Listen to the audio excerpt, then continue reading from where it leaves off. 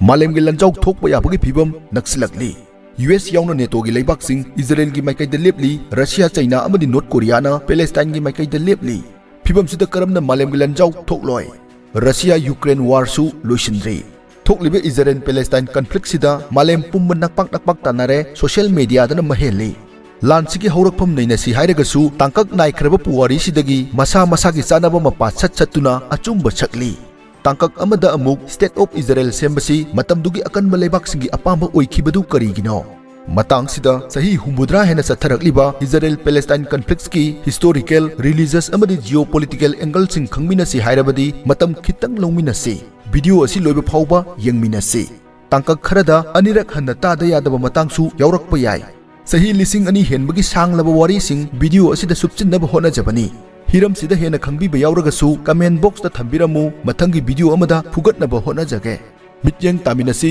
malemgi ahum suba lanjaugi Barton. Russia ja chinagana hojik Palestinian singi michang eba. Opali opokre mo ko. Israel against lepkre.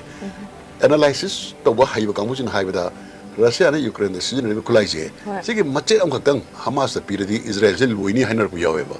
Russia tawduribra. China tawduribra. Mosana tata na khangna khangjina daba usina daba maramdi madura tholokpa mangjabadu dagi tongjabadu na helakani lumakani haibagi wakalon amada mosana magi intelligence failure do thawoina oihanbani haina lowba yagadra.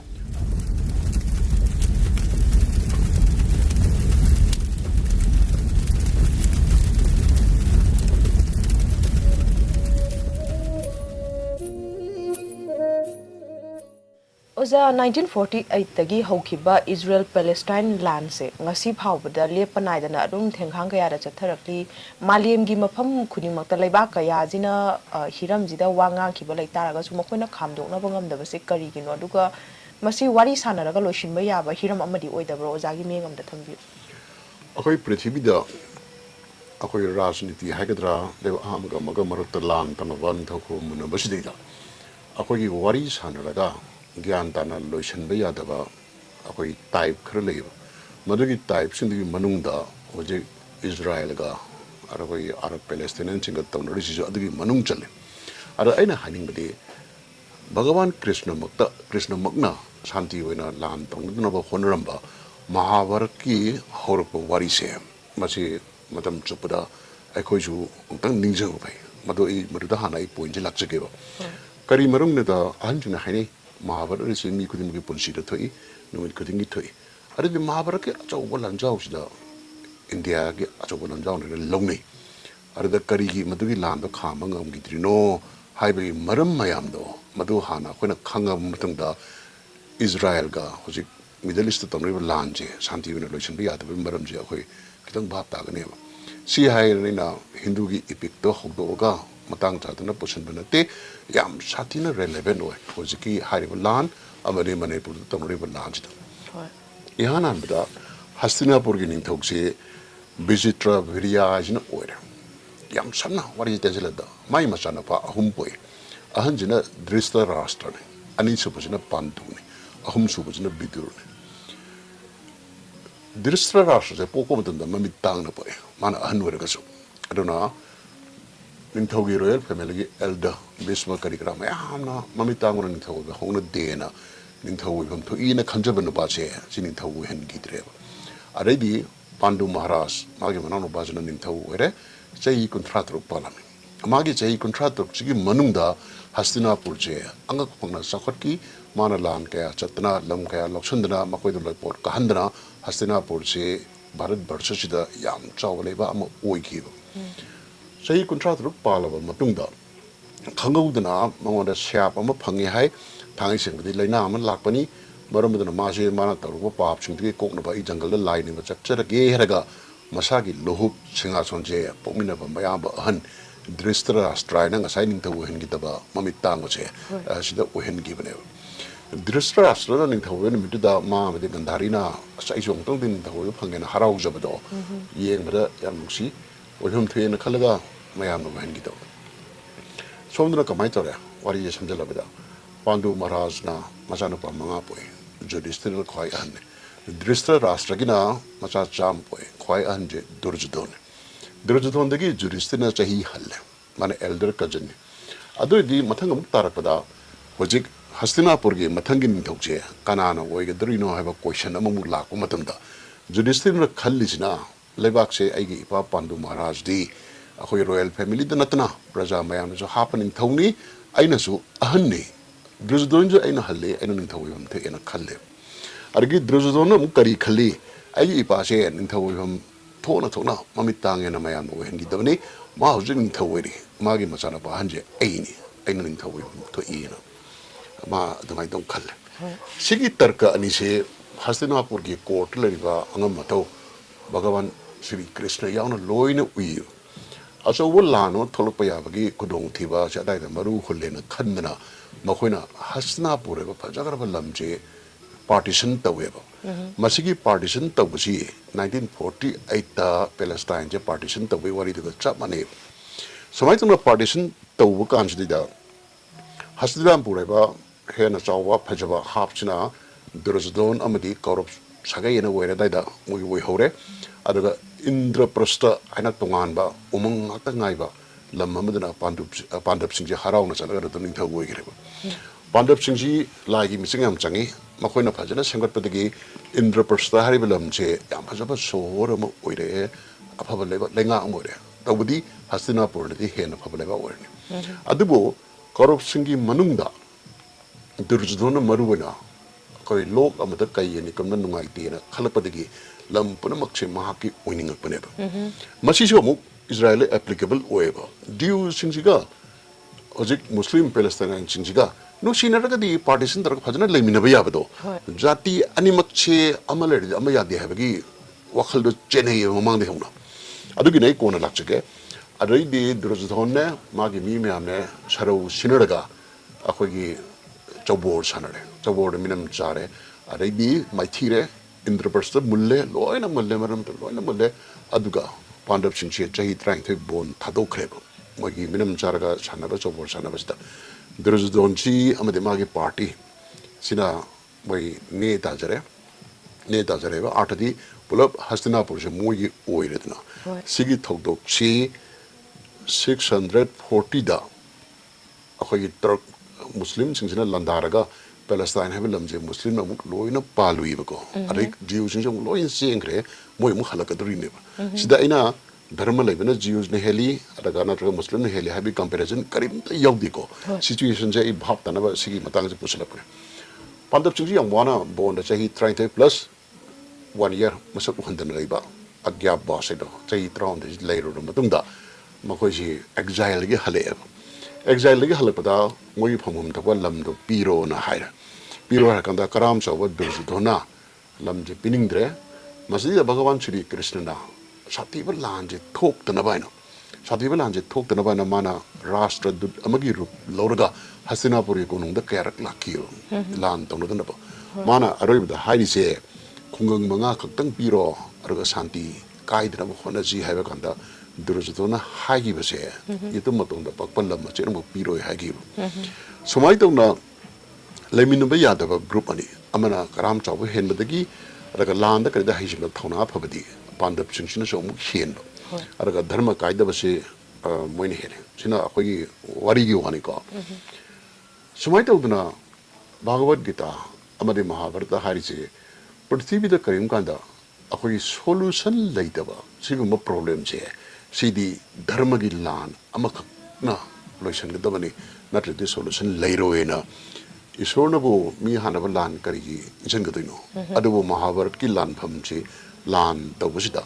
ꯚꯒꯋꯥꯟ ꯀ꯭ꯔꯤꯁꯅꯅ ꯄꯥꯟꯗꯕꯀꯤ ꯃꯤꯆꯪ ꯆꯪꯉꯒ ꯃꯈꯣꯏꯗ ꯄꯥꯎꯇꯥꯛ ꯄꯤꯔꯒ ꯊꯤꯅ ꯃꯥꯡꯍꯟ ꯇꯥꯔꯕ ꯂꯥꯟ ꯑꯃ ꯇꯧꯈꯤꯕ ꯂꯥꯟꯗ ꯇꯧꯕꯗ ꯚꯥꯔꯠ ꯕꯔꯁꯒꯤ ꯃꯤ ꯇꯪꯈꯥꯏ ꯑꯃ ꯍꯦꯟꯅ ꯇꯨꯝꯃꯤ ꯍꯥꯏ ꯑꯃ ꯇꯧꯋꯦ ꯍꯥꯏ ꯑꯗꯨꯅ ꯀꯔꯝꯕꯅ ꯆꯨꯝꯕꯅ ꯂꯥꯟꯕꯅꯣ ꯈꯪꯗꯦ ꯑꯩꯅ ꯍꯥꯏꯖꯅꯤꯡꯉꯤꯕ ꯄꯣꯏꯟꯗꯤ ꯁꯔꯇꯦꯟ ꯏꯁꯨ ꯈꯔꯗ ꯀꯟꯐ꯭ꯂꯤꯛ ꯅꯠꯇ꯭ꯔꯗꯤ ꯁꯣꯂꯨꯁꯟ ꯂꯩꯇꯕ ꯁꯤꯒꯨꯝꯕ ꯊꯧꯗꯣꯛ ꯑꯃ ꯂꯩꯌꯦꯅ ꯃꯍꯥꯚꯥꯔꯠ ꯋꯥꯔꯤꯁꯤꯒꯤ ꯍꯧꯔꯛꯄꯗ ꯉꯟꯇꯥꯅ ꯑꯩꯈꯣꯏꯅ ꯇꯥꯛꯄꯤꯔꯝꯃꯦꯕ ꯁꯣꯂꯨꯁꯟ ꯂꯩꯇꯕ ꯁꯣꯂꯨꯁꯟ ꯂꯩꯇ꯭ꯔꯤꯁꯤ ꯀꯩꯅꯣ ꯑꯃꯅ ꯀꯔꯥꯝ ꯆꯥꯎꯕꯗꯅꯤꯈꯪꯗꯦ ꯑꯃꯅ ꯙꯔꯃ ꯀꯥꯏꯕꯗꯅꯤ ꯈꯪꯗꯦ ꯑꯃꯅ ꯂꯃꯟ ꯈꯨꯝꯅꯤꯡꯕꯒꯤꯅꯤ ꯈꯪꯗꯦ ꯄꯥꯟꯗꯕꯀꯤ ꯁꯥꯏꯠꯇꯁꯨ ꯃꯔꯨꯑꯣꯏꯅ ꯚꯤꯝꯅ ꯗ꯭ꯔꯧꯄꯗꯤꯗ ꯏꯀꯥꯏꯕ ꯄꯤꯈꯤꯗꯃꯛꯇ ꯃꯥꯅ ꯄꯥꯟꯗꯕꯀꯤ ꯃꯆꯤꯟ ꯃꯅꯥꯎ 100ꯁꯦ ꯑꯃꯗꯤ ꯃꯔꯨꯑꯣꯏꯅ ꯗꯨꯔꯖꯗꯣꯟ ꯍꯥꯠꯀꯅꯤ ꯗꯨꯁꯥꯁꯟ ꯍꯥꯏꯅ ꯑꯩꯈꯣꯏꯒꯤ ꯗ꯭ꯔꯣꯄꯗꯤꯒꯤ ꯁꯥꯔꯤ ꯆꯤꯡꯊꯣꯛꯄꯗ ꯌꯥꯎꯈ꯭ꯔꯤꯁꯦ ꯃꯊꯕꯥꯛ ꯁꯦꯒꯥꯏꯔꯒ ꯏ ꯊꯛꯀꯅꯤꯅ ꯋꯥꯁꯛ ꯊꯣꯛꯎꯔꯦꯕ ꯂꯃꯟ ꯈꯨꯅꯤꯡꯕ ꯐꯣꯔꯒꯤꯞ ꯑꯦꯟ ꯗ ꯐꯣꯔꯒꯦꯠ ꯀꯥꯏꯁꯦ ꯂꯣꯏꯅ ꯃꯥꯡꯈ꯭ꯔꯒ ꯑꯩꯈꯣꯏꯒꯤ ꯀꯟꯐ꯭ꯂꯤꯛꯁꯤꯒꯤ ꯋꯥꯈꯜꯁꯦ ꯁꯥꯡꯅ ꯁꯦꯝ ꯁꯥꯈ꯭ꯔꯦꯕ ꯑꯗꯩꯗꯤ ꯃꯍꯥꯚꯥꯔꯠ ꯂꯥꯟꯁꯦ ꯊꯣꯛꯑꯦ ꯃꯍꯥꯚꯥꯔꯠ ꯂꯥꯟꯁꯦ ꯊꯣꯛꯑꯕ ꯃꯇꯨꯡꯗ ꯄꯥꯟꯗꯕꯅ ꯑꯩꯈꯣꯏꯒꯤ ꯖꯣꯏ ꯑꯣꯏꯔꯦ ꯄꯥꯟꯗꯕꯅ ꯖꯣꯏ ꯑꯣꯏꯔꯕ ꯃꯇꯨꯡꯗ ꯌꯨꯙꯤꯁꯊꯤꯔꯅ ꯃꯥꯅ ꯅꯤꯡꯊꯧ ꯑꯣꯏꯔꯒꯁꯨ ꯃꯆꯤꯟ ꯃꯅꯥꯎ ꯀꯖꯤꯟ ꯆꯥꯝꯃ ꯑꯃꯗꯤ ꯃꯌꯥꯝ ꯑꯃ ꯁꯤꯈ꯭ꯔꯦ ꯃꯈꯣꯏꯒꯤ ꯑꯦꯂꯥꯏꯁ ꯃꯌꯥꯝ ꯑꯃ ꯁꯤꯈ꯭ꯔꯦ ꯑꯀꯟ ꯀꯟꯕ ꯃꯍꯥꯔꯥꯊꯤ ꯔꯥꯊꯤ ꯃꯌꯥꯝ ꯑꯃ ꯁꯤꯈ꯭ꯔ ꯃꯇꯨꯡꯗ ꯀꯔꯅ ꯁꯤꯈ꯭ꯔꯦ ꯅꯤꯡꯊꯧ ꯑꯣꯏꯕꯒꯤ ꯃꯍꯥꯎꯁꯤ ꯃꯉꯣꯟꯗ ꯌꯥꯎꯔꯛꯇ꯭ꯔꯦꯕ ꯅꯤꯡꯊꯧ ꯑꯣꯏꯕꯒꯤ ꯃꯍꯥꯎꯁꯤ ꯃꯉꯣꯟꯗ ꯌꯥꯎꯔꯛꯇ꯭ꯔꯦ ꯂꯩꯕꯥꯛꯁꯤ ꯄꯩꯁꯥꯁꯨ ꯑꯝꯇ ꯄꯥꯏꯗ꯭ꯔꯦ ꯃꯇꯝ ꯈꯔ ꯃꯥꯅ ꯍꯁꯇꯤꯅꯥꯄꯨꯔꯗ ꯅꯤꯡꯊꯧ ꯑꯣꯏꯔꯝꯃꯤ ꯑꯗꯣ ꯄꯩꯁꯥ ꯄꯥꯏꯔꯛꯇꯕꯅ ꯃꯔꯝ ꯑꯣꯏꯗꯨꯅ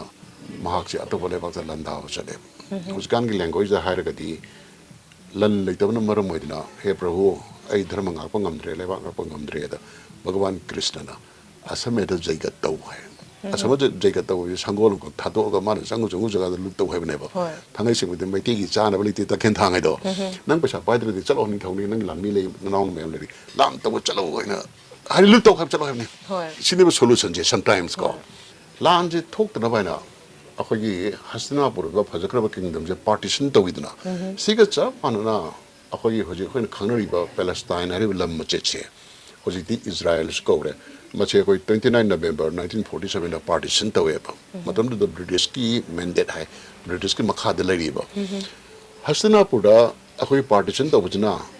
ꯁꯥꯟꯇꯤ ꯄꯨꯔꯛꯀꯗ꯭ꯔꯥ ꯍꯥꯏꯔꯒ ꯍꯦꯟꯅ ꯑꯆꯧꯕ ꯂꯥꯟꯖꯥꯎ ꯑꯃ ꯄꯨꯔꯛꯅꯕꯒꯤ ꯃꯔꯝ ꯑꯣꯏꯈꯤꯗꯅ ꯁꯨꯃꯥꯏꯅ ꯇꯧꯗꯅ ꯄꯦꯂꯦꯁꯇꯥꯏꯟ ꯑꯣꯔ ꯏꯖꯔꯦꯜꯁꯤꯗ ꯅꯕꯦꯝꯕꯔ 29 1947ꯗ ꯑꯩꯈꯣꯏ ꯄꯥꯔꯇꯤꯁꯟ ꯇꯧꯕꯁꯦ ꯁꯤꯅ ꯃꯈꯥ ꯇꯥꯅ ꯂꯥꯟ ꯀꯌꯥ ꯃꯔꯨꯝ ꯇꯧꯔꯛꯄꯒꯤ ꯃꯔꯨꯁꯦ ꯑꯗꯨꯗ ꯑꯃꯨꯛ ꯍꯨꯜꯂꯦꯕꯀꯣ ꯑꯗꯒꯤ ꯑꯩꯈꯣꯏ ꯍꯧꯖꯤꯛ ꯄꯦꯂꯦꯁꯇꯥꯏꯟꯗ ꯑꯃꯨꯛ ꯂꯥꯛꯑꯁꯦ ꯄꯦꯂꯦꯁꯇꯥꯏꯟ ꯍꯥꯏꯔꯤꯕ ꯂꯝ ꯃꯆꯦꯠꯁꯦ ꯑꯍꯥꯟꯕꯗ ꯀꯦꯅꯥꯟ ꯀꯧꯔꯝꯃꯤ ꯃꯃꯤꯡ ꯃꯈꯜ ꯃꯈꯜ ꯌꯥꯝ ꯇꯧꯔꯝꯃꯤ ꯑꯗꯨꯗꯒꯤ ꯖꯤꯎꯁꯤꯡꯅ ꯃꯈꯣꯏꯒꯤ ꯍꯣꯂꯤ ꯂꯦꯟ ꯍꯥꯏ ꯃꯃꯤꯡꯁꯦ ꯑꯗꯨꯛꯀꯤ ꯃꯇꯤꯛ ꯌꯥꯝꯈ꯭ꯔꯦ ꯑꯗꯨ ꯃꯌꯥꯝꯗ ꯑꯩꯅꯁꯨ ꯅꯤꯡꯁꯤꯡꯗ꯭ꯔꯦ ꯑꯗꯨꯕꯨ ꯏꯖꯤꯞꯁꯤꯌꯟꯁꯤꯡꯅ ꯄꯨꯔꯨꯁꯥꯇꯤ ꯀꯧꯔꯝꯃꯤ ꯑꯗꯒꯤ ꯃꯣꯏꯒꯤ ꯑꯋꯥꯡꯗ ꯂꯩꯕ ꯑꯦꯁꯤꯔꯤꯌꯟꯁꯤꯡꯅ ꯃꯈꯣꯏꯁꯦ ꯄꯥꯂꯥꯁꯇꯨ ꯀꯧꯔꯝꯃꯤ ꯂꯝꯁꯦ ꯑꯗꯨꯗꯒꯤ ꯍꯤꯕ꯭ꯔꯨ ꯕꯥꯏꯕꯜꯗ ꯑꯩꯈꯣꯏꯒꯤ ꯄꯦꯂꯦꯁꯠꯁꯨ ꯀꯧꯋꯦ ꯃꯣꯏꯁꯦ ꯄꯦꯂꯦꯁꯠ ꯀꯧꯋꯦ ꯑꯗꯨꯅ 135 ADꯗ ꯔꯣꯃꯥꯟꯒꯤ ꯑꯦꯝꯄꯦꯔꯔ ꯍꯗ꯭ꯔꯤꯌꯥꯟꯅ ꯃꯥꯒꯤ ꯃꯃꯤꯡ ꯍꯧꯖꯤꯛ ꯆꯠꯅꯔꯤꯕ ꯄꯦꯂꯦꯁꯇꯥꯏꯟ ꯍꯥꯏꯕ ꯃꯃꯤꯡꯁꯦ ꯊꯣꯜꯂꯝꯕꯅꯦꯕ ꯔꯣꯃꯥꯟ ꯑꯦꯝꯄꯦꯔꯔꯁꯤꯅ ꯃꯥꯅ ꯊꯣꯜꯂꯝꯃꯤꯗꯁꯨ ꯖꯤꯌꯨꯁ ꯃꯌꯥꯝꯁꯤꯅ ꯑꯀꯟꯕ ꯂꯥꯟ ꯑꯃ ꯍꯧꯕꯗꯒꯤ ꯃꯈꯣꯏꯒꯤ ꯂꯤꯗꯔ ꯍꯥꯠꯇꯅ ꯈꯣꯠꯇꯅ ꯃꯥꯏꯊꯤꯕ ꯄꯤꯔꯕ ꯃꯇꯨꯡꯗ ꯃꯈꯣꯏꯒꯤ ꯅꯔꯚ ꯁꯦꯟꯇꯔꯁꯦ ꯖꯦꯔꯨꯁꯥꯂꯦꯝ ꯑꯣꯏꯅ ꯇꯧꯋꯦꯕ ꯃꯁꯤꯒꯤ ꯂꯝꯁꯦ ꯄꯦꯂꯦꯁꯇꯥꯏꯟ ꯊꯣꯜꯂꯒ ꯄꯨꯂꯞꯇ ꯑꯣꯏꯅ ꯄꯦꯂꯦꯁꯇꯥꯏꯟ ꯑꯅ ꯑꯗꯨꯃꯥꯏꯅ ꯇꯧ ꯆꯠꯈꯤꯕꯅꯦꯕ ꯖꯤꯌꯨꯁꯤꯡꯁꯦ ꯃꯗꯩꯗ ꯑꯩꯈꯣꯏ ꯖꯦꯔꯨꯁꯂꯝ ꯆꯪꯕꯕꯨ ꯌꯥꯈꯤꯗꯦꯕ ꯃꯈꯣꯏꯒꯤ ꯔꯤꯕꯦꯂꯤꯌꯟ ꯁꯤꯒꯤ ꯃꯇꯨꯡꯗ 135 ADꯗ ꯅꯟꯊꯈꯤꯕ ꯀꯩꯅꯣꯁꯦ ꯑꯣꯖꯥ ꯍꯧꯖꯤꯛ ꯑꯃꯨꯛ ꯙꯔꯃꯒꯤ ꯃꯤꯠꯌꯦꯡꯗ ꯂꯥꯟ ꯈꯨꯗꯤꯡꯃꯛꯇ ꯍꯦꯛꯇ ꯙꯔꯃꯒꯤ ꯑꯦꯡꯒꯜꯁꯦ ꯄꯨꯁꯟꯕꯒꯤ ꯐꯤꯕꯝ ꯑꯃ ꯑꯗꯨꯝ ꯑꯩꯈꯣꯏꯅ ꯍꯧꯖ ꯎꯖꯩ ꯃꯁꯤꯗ 49 square miles or just 125.1 kilometre square ꯑꯣꯏꯔꯤꯕ ꯖꯦꯔꯨꯁꯂꯝꯁꯦ ꯃꯐꯝꯁꯤꯗ ꯙꯔꯃ ꯇꯣꯉꯥꯟ ꯇꯣꯉꯥꯟꯕ ꯙꯔꯃꯅ ꯇꯥꯁꯤꯟꯕꯒꯤ ꯄꯣꯠ ꯑꯃꯁꯨ ꯑꯣꯏ ꯑꯗꯨꯒ ꯃꯈꯣꯏꯒꯤ ꯃꯐꯝꯗ ꯊꯣꯛꯄ ꯀꯣꯟꯐ꯭ꯂꯤꯛ ꯈꯨꯗꯤꯡꯒꯤ ꯙꯔꯃꯒꯤ ꯑꯦꯡꯒꯜꯁꯤꯁꯨ ꯑꯗꯨꯝ ꯌꯥꯎꯋꯦ ꯁꯤꯒꯤ ꯃꯇꯥꯡꯗ ꯈꯤꯇꯪ ꯀꯨꯞꯅ ꯍꯥꯏꯕꯤꯌꯨ ꯀꯃꯥꯏꯅ ꯇꯧꯕꯅꯣ ꯍꯧꯖꯤꯛ ꯃꯇꯝꯗꯁꯨ ꯙꯔꯃꯗ ꯌꯨꯝꯐꯝ ꯑꯣꯏꯕ ꯂꯥꯟꯁꯦ ꯄꯪꯇꯧꯗꯤ ꯇꯧꯅꯗ꯭ꯔꯦ ꯑꯗꯨꯁꯨ ꯑꯗꯨꯝ ꯇꯧꯅꯔꯤꯕꯀꯣ ꯑꯗꯨꯒ ꯃꯇꯝ ꯈꯔꯒꯤ ꯃꯃꯥꯡꯗꯗꯤ ꯑꯩꯈꯣꯏꯒꯤ ꯂꯥꯟ ꯑꯌꯥꯝꯕ ꯃꯈꯣꯏꯒꯤ ꯃꯅꯨꯡꯒꯤ ꯏꯟꯇꯔꯦꯁꯄꯨꯗꯤ ꯃꯤ ꯐꯥꯕ ꯁ꯭ꯂꯦꯞ ꯐꯥꯕ ꯂꯟꯊꯨꯝ ꯂꯨꯠ ꯇꯧꯕ ꯑꯣꯏꯔꯒꯁꯨ ꯑꯩꯈꯣꯏꯒꯤ ꯙꯔꯃꯁꯤꯅ ꯃꯤꯄꯨꯝ ꯈꯨꯗꯤꯡꯃꯛꯁꯦ ꯀꯣꯚꯔ ꯇꯧꯔꯒ ꯂꯩꯔꯤꯕꯅꯤꯅ ꯙꯔꯃꯗ ꯌꯨꯝꯐꯝ ꯑꯣꯏꯔꯒ ꯏꯃꯣꯁꯟ ꯁꯥꯒꯠꯄꯁꯦ ꯆꯠꯅꯔꯝꯃꯦꯕ ꯆꯠꯅꯔꯝꯕ ꯀꯥꯟꯗ ꯍꯧꯖꯤꯛꯀꯤ ꯄꯦꯂꯦꯁꯇꯥꯏꯟ ꯍꯥꯏꯔꯤꯕ ꯂꯝꯁꯤꯗ ꯑꯍꯥꯟꯕ ꯈꯨꯟꯗꯥꯕꯁꯦ ꯍꯤꯕ꯭ꯔꯨ ꯕꯥꯏꯕꯜ ꯍꯥꯏꯅ ꯑꯃ ꯂꯩꯌꯦꯕ ꯃꯗꯨꯒꯤ ꯃꯇꯨꯡ ꯏꯟꯅ ꯃꯣꯏꯁꯦ ꯆꯍꯤ 1010ꯒꯤ ꯃꯃꯥꯡꯗꯒꯤ ꯁꯥꯏꯗ ꯈꯨꯟꯗꯥꯔꯕꯅꯦ ꯃꯣꯏꯒꯤ ꯕꯥꯏꯕꯜꯗꯨꯒꯤ ꯃꯇꯨꯡ ꯏꯟꯅ ꯍꯥꯏꯔꯤꯕ ꯂꯝꯁꯦ ꯃꯈꯣꯏꯒꯤ ꯄ꯭ꯔꯣꯃꯤꯁ ꯂꯦꯟꯁꯨ ꯍꯥꯏ ꯑꯗꯨꯒ ꯖꯤꯎꯁꯤꯡꯁꯤꯅ ꯃꯈꯣꯏꯒꯤ ꯂꯥꯏꯅ ꯃꯈꯣꯏꯁꯦ ꯆꯣꯖꯟ ꯋꯥꯟꯅꯤ ꯁꯤꯒꯤ ꯄ꯭ꯔꯣꯃꯤꯁ ꯂꯦꯟꯁꯦ ꯅꯣꯏꯒꯤꯅ ꯍꯥꯏꯔꯝꯃꯦꯅ ꯃꯣꯏꯁꯨ ꯑꯗꯨꯒ ꯁꯤꯗ ꯇꯅ ꯈꯥꯡꯉꯒ ꯂꯩꯕꯅꯦ ꯖꯤꯎꯁꯤꯡꯁꯦ ꯑꯍꯥꯟꯕꯗ ꯃꯈꯣꯏꯒꯤ ꯇ꯭ꯔꯥꯏꯕ 12 ꯂꯩꯔꯝꯃꯦ ꯃꯣꯏꯒꯤ ꯅꯤꯡꯊꯧ ꯂꯩꯔꯝꯗꯦ ꯑꯗꯨ ꯃꯣꯏ ꯇ꯭ꯔꯥꯏꯕꯁꯤꯡꯁꯤꯒꯤ ꯂꯤꯗꯔꯁꯦ ꯃꯣꯏꯅ ꯖꯖ ꯍꯥꯏꯅ ꯈꯪꯅꯩꯌꯦꯕ ꯑꯩꯈꯣꯏ ꯀꯣꯔꯠꯀꯤ ꯖꯖꯁꯤ ꯅꯠꯇꯕ ꯕꯅꯥꯟꯗꯤ ꯃꯥꯟꯅꯩ ꯁꯨꯃꯥꯏꯅ ꯖꯖ ꯍꯥꯏꯅ ꯈꯪꯅꯔꯒ ꯃꯣꯏꯁꯦ ꯌꯥꯝ ꯏꯪꯅ ꯆꯤꯛꯅ ꯂꯩꯕꯗꯒꯤ ꯅꯨꯡꯉꯥꯏꯕ ꯂꯝ ꯍꯥꯏꯗꯣ ꯑꯣꯏꯔꯕꯅꯤ나 ꯀꯃꯥꯏꯅ ꯇꯧꯒꯦꯗ ꯑꯩꯈꯣꯏꯒꯤ ꯑꯇꯣꯞꯄ ꯖꯥꯇꯤꯁꯤꯡꯅ ꯈ꯭ꯋꯥꯏ ꯁꯥꯊꯤꯔꯤꯁꯦ ꯐꯤꯂꯤꯁꯇꯤꯟ ꯕꯦꯕꯤꯂꯣꯅꯤꯌꯥꯟ ꯑꯦꯁꯤꯔꯤꯌꯥꯟ ꯃꯣꯏꯁꯤꯡꯅ ꯍꯟꯖꯟ ꯍꯟꯖꯟꯅ ꯂꯥꯟꯗꯥꯗꯅ ꯂꯝꯁꯤꯗꯒꯤ ꯂꯨꯠꯄꯥꯠ ꯇꯧꯕ ꯃꯤ ꯐꯥꯕ ꯈꯣꯠꯄꯁꯤ ꯑꯩꯈꯣꯏꯒꯤ ꯁꯨꯝ ꯆꯠꯊꯔꯛꯑꯦꯕ ꯈꯨꯗꯝ ꯑꯣꯏꯅ ꯑꯦꯁꯤꯔꯤꯌꯟꯁꯤꯡꯅ ꯑꯩꯈꯣꯏꯒꯤ ꯃꯇꯝ ꯈꯔ ꯖ꯭ꯌꯨꯁ ꯃꯌꯥꯝꯁꯦ ꯃꯥꯏꯊꯤꯕ ꯄꯤꯔꯒ ꯃꯈꯣꯏꯒꯤ ꯁꯕꯖꯦꯛ ꯑꯣꯏꯅ ꯊꯝꯃꯤꯉꯩꯗ ꯃꯈꯣꯏꯒꯤ ꯂꯝꯁꯤꯗꯗꯤ ꯏꯁꯤꯡꯒꯤ ꯃꯇꯝꯗ ꯄꯪꯌꯥꯏ ꯃꯥꯟꯕ ꯅꯠꯇꯦ ꯑꯗꯨ ꯑꯣꯏꯔꯒꯁꯨ ꯃꯈꯣꯏꯗꯒꯤ ꯃꯤꯁꯦ ꯁ꯭ꯂꯦꯞ ꯑꯣꯏꯅ ꯐꯥꯔꯒ 19,990 ꯕꯦꯕꯤꯂꯣꯅꯤꯌꯟꯁꯤꯡꯗ ꯌꯣꯟꯊꯣꯛꯑꯦꯕ ꯁꯨꯃꯥꯏꯅ ꯏꯖꯤꯞꯅꯁꯨ ꯃꯈꯣꯏꯁꯦ ꯐꯥꯔꯒ ꯁ꯭ꯂꯦꯞ ꯑꯣꯏꯅ ꯍꯦꯛ ꯄꯨꯈꯤꯕ ꯑꯗꯨꯗꯒꯤ ꯐꯤꯂꯤꯁꯇꯤꯟꯒꯗꯤ ꯑꯗꯨꯃꯥꯏꯅ ꯇꯧꯕ ꯉꯝꯈꯤꯗꯦ ꯁꯤꯒꯨꯝꯕꯁꯦ ꯆꯠꯊꯔꯒ ꯁꯨꯝ ꯂꯥꯛꯄꯅꯦꯕ ꯁꯨꯃꯥꯏꯅ ꯂꯥꯛꯄꯁꯤꯗ ꯑꯩꯈꯣꯏꯒꯤ ꯏꯪ ꯁꯣꯛ 1992 ꯑꯣꯏꯔꯝꯒꯅꯤ ꯀꯨꯟꯃꯥꯊꯣꯏꯁꯤꯗ BC ꯕꯤꯐꯣꯔ ꯈ꯭ꯔꯥꯏꯁ 1919 ꯃꯈꯣꯏꯁꯤ ꯅꯤꯡꯊꯧ ꯑꯃ ꯂꯩꯇꯕ ꯌꯥꯗ꯭ꯔꯦꯅ ꯍꯧꯖꯤꯛꯀꯤ ꯇ꯭ꯔꯥꯏꯕꯁꯤꯡꯁꯤꯒꯤ ꯑꯁꯤꯡꯕ ꯖꯁ ꯈꯔ ꯍꯦꯟꯅ ꯁꯤꯡꯕ ꯑꯩꯈꯣꯏꯒꯤ ꯃꯌꯥꯝꯗꯒꯤ ꯈꯔ ꯊꯣꯏꯗꯣꯛ ꯍꯦꯟꯗꯣꯛꯄ ꯑꯩꯈꯣꯏ ꯁꯥꯃꯨꯑꯦꯜ ꯑꯃ ꯂꯩꯔꯝꯃꯦꯕ ꯁꯥꯃꯨꯑꯦꯜꯁꯤꯅ ꯃꯥꯅ ꯑꯩꯈꯣꯏꯁꯤ ꯅꯤꯡꯊꯧ ꯂꯩꯕ ꯌꯥꯗ꯭ꯔꯦ ꯍꯥꯏꯅ ꯂꯩꯇꯕ ꯌꯥꯗ꯭ꯔꯦꯅ ꯃꯥꯅ ꯅꯤꯡꯊꯧ ꯑꯃ ꯈꯜꯂꯦ ꯍꯥꯏꯔꯤꯕ ꯅꯤꯡꯊꯧꯁꯤꯒꯤ ꯃꯃꯤꯡꯁꯦ ꯁꯥꯎꯜ ꯍꯥꯏꯅ ꯀꯧꯋꯦꯀꯣ ꯏꯪꯂꯤꯁꯅ ꯁꯥꯎꯜ ꯍꯥꯏꯅ ꯈꯠꯇꯦ ꯑꯩꯅ ꯕꯅꯥꯟ ꯈꯔ ꯈꯦꯠꯅꯩ ꯁꯥꯎꯜ ꯍꯥꯏꯅ ꯀꯧꯕꯁꯤ ꯂꯤꯛ ꯑꯣꯐ ꯍꯧꯖꯤꯛꯀꯤ 12 ꯇ꯭ꯔꯥꯏꯕꯁꯦ ꯃꯁꯤꯅꯁꯨ ꯁꯞꯄꯣꯔꯠ ꯇꯧꯔꯦ ꯔꯦꯀꯣꯅꯥꯏꯖ ꯇꯧꯔꯦ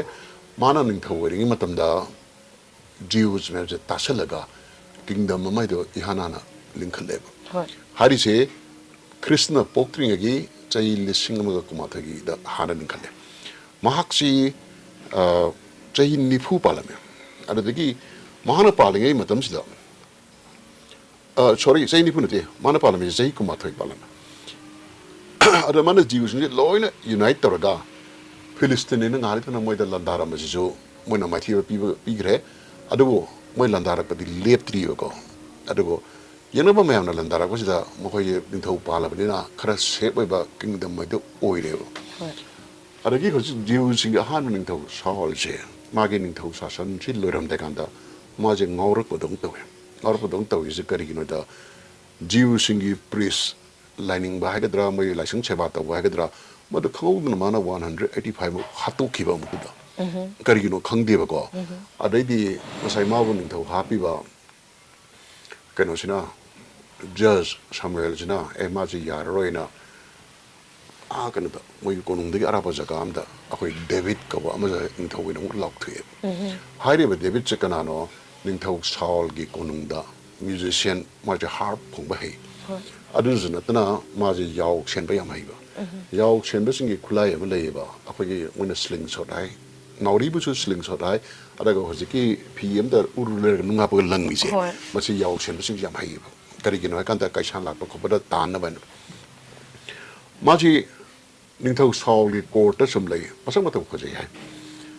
ꯑꯗꯨꯒ ꯂꯥꯟꯗꯁꯨ ꯌꯥꯝ ꯍꯩ ꯍꯥꯏ ꯃꯥꯁꯦ ꯂꯥꯟ ꯇꯣꯏꯅ ꯁꯨꯝ ꯆꯠꯂꯛꯄꯗꯒꯤ ꯃꯥꯁꯦ ꯁꯨꯝ ꯄꯣꯄꯨꯂꯔ ꯑꯣꯏꯈꯠꯂꯛꯑꯦꯕ ꯄꯣꯄꯨꯂꯔ ꯑꯣꯏꯈꯠꯂꯛꯄꯁꯤꯗ ꯁꯥꯎꯜꯒꯤ ꯃꯆꯥꯅꯨꯄꯥ ꯖꯣꯅꯥꯊꯟ ꯍꯥꯏꯅ ꯑꯃꯁꯨ ꯂꯩꯌꯦꯕ ꯖꯣꯅꯥꯊꯟꯁꯤ ꯂꯥꯟ ꯌꯥꯝ ꯍꯩ ꯃꯇꯝꯗꯨꯗ ꯅꯤꯡꯊꯧ ꯑꯣꯏꯕ ꯅꯤꯡꯊꯧꯒꯤ ꯃꯆꯥ ꯃꯁꯨ ꯑꯣꯏꯕ ꯍꯥꯏꯁꯦ ꯂꯩꯕꯥꯛ ꯉꯥꯛꯄ ꯏꯀꯣꯅꯣꯃꯤ ꯄꯣꯂꯤꯇꯤꯛꯁ ꯊꯣꯏꯅ ꯗꯔꯀꯥꯔ ꯂꯩꯇꯦ ꯃꯤꯂꯤꯇꯔꯤ ꯂꯤꯗꯔ ꯑꯣꯏꯗꯕ ꯌꯥꯗꯦꯕ ꯃꯔꯝꯗꯤ ꯂꯩꯕꯥꯛꯁꯤ ꯗꯤꯐꯦꯟ ꯇꯧꯅꯕꯒꯤ ꯑꯗꯨꯅ ꯖꯣꯅꯥꯊꯟꯁꯤꯅ ꯃꯄꯥꯅ ꯅꯤꯡꯊꯧ ꯑꯣꯏꯔꯕꯅꯤꯅ ꯃꯥꯁꯨ ꯅꯤꯡꯊꯧ ꯑꯣꯏꯅꯤꯡꯕꯒꯤ ꯑꯪꯀ ꯑꯃ ꯂꯥꯛꯑꯦꯀꯣ ꯑꯍꯥꯟꯕꯗꯗꯤ ꯅꯤꯡꯊꯧ ꯃꯥꯒꯤ ꯃꯄꯥꯁꯤ ꯃꯣꯏꯒꯤ ꯇ꯭ꯔꯥꯏꯕꯀꯤ ꯂꯤꯗꯔ ꯑꯣꯏꯔꯤꯕ ꯖꯁ ꯁꯥꯃꯨꯑꯦꯜꯅ ꯍꯥꯞꯄꯅꯦꯕ ꯁꯤ ꯃꯅꯤꯄꯨꯔꯗꯁꯨ ꯊꯣꯛꯈꯤꯕ ꯄ꯭ꯔꯤꯊꯤꯕꯤꯒꯤ ꯃꯐꯝ ꯑꯇꯩꯗꯁꯨ ꯊꯣꯛꯑꯦꯕ ꯑꯍꯥꯟꯕ ꯅꯤꯡꯊꯧꯁꯤꯡꯁꯤꯗꯤ ꯑꯩꯈꯣꯏꯒꯤ ꯒ꯭ꯔꯨꯞ ꯑꯣꯐ ꯀꯥꯎꯟꯁꯤꯜ ꯔꯣꯃꯥꯟꯒꯤꯁꯦ ꯊꯣꯛꯑꯦ ꯃꯩꯇꯩꯒꯤꯅ ꯃꯥꯏꯆꯧꯅꯔ ꯈꯪꯗꯦ ꯑꯍꯥꯟꯕꯗ ꯅꯤꯡꯊꯧꯁꯤꯡꯁꯦ ꯑꯗꯨꯃꯥꯏꯅ ꯃꯇꯤꯛ ꯆꯥꯕꯅꯤꯗ ꯏꯂꯦꯛ ꯇꯧꯔꯒ ꯁꯨꯝ ꯍꯥꯞꯄꯝꯕꯅꯦꯕ ꯑꯗꯨꯒ ꯉꯁꯥꯏꯒꯤ ꯅꯤꯡꯊꯧ ꯁꯥꯎꯜꯅ ꯄ꯭ꯔꯤꯁ ꯃꯌꯥꯝ ꯍꯥꯠꯄꯒꯤꯗ ꯃꯥꯁꯦ ꯑꯉꯥꯎꯕꯅꯦ ꯍꯥꯏꯅꯔꯤꯗꯨꯁꯨ ꯃꯥꯒꯤ ꯃꯆꯥ ꯅꯤꯡꯊꯧ ꯑꯣꯏꯍꯟꯅꯤꯡꯕꯒꯤ ꯋꯥꯈꯜ ꯑꯃ ꯂꯥꯛꯄꯗꯩꯅꯦꯅ ꯂꯧꯅꯩꯌꯦꯕ ꯅꯤꯡꯊꯧ ꯁꯥꯎꯜꯁꯤꯅ ꯗꯦꯕꯤꯠꯁꯦ ꯍꯥꯠꯅꯤꯡꯉꯛꯑꯦꯅꯦ ꯂꯥꯟ ꯑꯗꯨꯒꯨꯝꯕꯁꯦ ꯗꯦꯕꯤꯠꯁꯦ ꯑꯗꯨꯒꯤ ꯁꯥꯃꯤꯟ ꯐꯪꯗꯅ ꯃꯥꯁꯦ ꯀꯣꯅꯨꯡ ꯊꯥꯗꯣꯛꯑ ꯆꯦꯟꯈ꯭ꯔꯦꯕ ꯆꯦꯟꯈ꯭ꯔꯀꯥꯟꯗ ꯑꯁꯣꯝꯗ ꯁꯥꯎꯜꯒ ꯃꯆꯥꯅꯨꯄꯥ ꯖꯣꯅꯥꯊꯟꯒꯁꯦ ꯂꯥꯟꯗ ꯁꯤꯔꯦ ꯂꯥꯟꯗ ꯁꯤꯕꯗꯒꯤ ꯖꯁ ꯁꯥꯃꯨꯑꯦꯜꯅ ꯃꯥꯁꯦ ꯅꯤꯡꯊꯧ ꯍꯥꯞꯄꯕꯅꯤꯅ ꯃꯥꯁꯦ ꯖꯦꯔꯨꯁꯥꯂꯦꯝꯗ ꯑꯃꯨꯛ ꯂꯥꯛꯑꯒ ꯖꯤꯎꯁꯤꯡꯒꯤ ꯅꯤꯡꯊꯧ ꯑꯣꯏꯔꯛꯑꯦꯕ ꯀꯤꯡ ꯗꯦꯕꯤꯠꯁꯦ ꯉꯁꯤ ꯏꯖꯔꯥꯏꯜꯁꯤꯅ ꯃꯈꯣꯏꯒꯤ ꯐꯤꯔꯥꯟꯗ ꯊꯦꯠꯂꯤꯕ ꯁ꯭ꯇꯥꯔ ꯑꯣꯐ ꯗꯦꯕꯤꯠ ꯍꯥꯏꯕꯁꯦ ꯃꯁꯤ ꯃꯍꯥꯛꯀꯤ ꯁꯤꯝꯕꯣꯜꯅꯤ ꯃꯩꯇꯩꯅ ꯃꯁꯤ ꯄꯂꯥꯟꯗꯕꯤ ꯃꯌꯦꯛ ꯍꯥꯏꯕꯅꯦ ꯁꯤꯃꯁꯨ ꯈꯪꯖꯤꯟꯕꯤꯌꯨ ꯄꯂꯥꯟꯗꯕꯤ ꯃꯌꯦꯛ ꯄꯂꯥꯟꯗꯕꯤ ꯃꯌꯦꯛ ꯍꯥꯏꯔꯤꯁꯦ ꯀꯩꯅꯣ ꯃꯁꯤꯒꯤ ꯃꯌꯦꯛꯁꯤ ꯌꯦꯡꯉꯗꯤ ꯂꯩꯅꯥ ꯇꯤꯟꯅꯥ ꯐꯠꯇꯕ ꯂꯥꯏ ꯇꯤꯟ ꯆꯪꯗꯦ ꯀꯥꯏ ꯍꯥꯏꯅꯕꯁꯨ ꯂꯩꯕꯅꯤꯀꯣ ꯑꯗꯨꯒ ꯃꯗꯨꯒꯤ ꯍꯤꯁꯇ꯭ꯔꯤꯗ ꯌꯥꯝ ꯀꯣꯟꯅꯗꯤ ꯈꯪꯗ꯭ꯔꯦ ꯁ꯭ꯇꯥꯔ ꯑꯣꯐ ꯗꯦꯕꯤꯠꯁꯦ ꯑꯩꯈꯣꯏꯒꯤ ꯂꯥꯏ ꯇꯤꯟꯒꯤ ꯑꯗꯨꯒꯨꯝꯕꯗ ꯌꯥꯝ ꯃꯔꯨ ꯑꯣꯏꯕ ꯁꯤꯝꯕꯣꯜ ꯑꯃ ꯑꯩꯈꯣꯏꯒꯤꯁꯨ ꯑꯣꯏꯌꯦ ꯀꯤꯡ ꯗꯦꯕꯤꯠꯅ ꯄꯥꯜꯂꯤꯉꯩ ꯃꯇꯝꯗ ꯏꯖꯔꯥꯏꯜꯁꯦ ꯑꯃꯨꯛ ꯍꯦꯟꯅ ꯇꯥꯁꯜꯂꯦ ꯏꯖꯔꯥꯏꯜꯒꯤ ꯍꯤꯁꯇ꯭ꯔꯤꯗ ꯑꯍꯥꯟꯕ ꯅꯤꯡꯊꯧ ꯀꯤꯡ ꯁꯥꯎꯜ ꯁꯤꯡꯊꯥꯅꯗꯦ ꯗꯦꯕꯤꯠ ꯑꯣꯏꯅ ꯁꯤꯡꯊꯥꯅꯩꯕ David when singthana ki maram je karigi no da Philistine jingina amuk landare araga moy mar tagi giant yang wang jawa chala na haiba ngolai ebje puthoga one by one challenge tanosi noina mai thiraga di akhoi kingdom se akhoi chien gi handok ge na daga di noi kingdom ko na longni gain tawno matam yaw ge ba arada jiu sing ji mar tagi golai gi phibam ju da kana thopa ngamdre arada David che matam da ma si ngthaw oi di mane mana yaw chen ngang pepe law ba ma amul ga chang dum da thoga ngasagi magi sling sosina golai ai be hingsa be tho mo ga hat kibne golai chire tab dagi Philistine chingji chen gi be dagi amukana Jews kingdom chida landara kidreb adugi masi kitang confused toy adugi matung dani David che thina popular etna ningthau Saul magna so haning tana machana pa Jonathan den ningthau bo hening dagi adung ba ragam lak dagi chilure kona mana ningthau mana maratna hojiki ozana habiriba Philistine jiga hojila riba Palestine jiga mana bra khena bra khedi akhoi Philistine jingje Philistine jingje semi nomadic tribe ne matam da Christian amadi Islam dharma poktrieba aduga kona ina sum khadana pa bakanda mamingdi Philistine de su khara lawraga Palestine ta hobane na haibisi yaweba aduga hojiki Philistine have tribes in lermi je southern Israel Gaza Egypt tainaba side leram badong tawi arga makhoji hoju mangreba thi khangri reba nomadic tribe ona lerambani na to pham da chatki asa bohnu chawa hariba nomadic tribe singshina khara nungaiba lam amada akhogi hana lermi do maithi ba piraga kehalaga munge tawi chatna bise thaina dagi hona dum leire ebse manipur do masi madugi chaitheng khoi ngasi phangi dana ko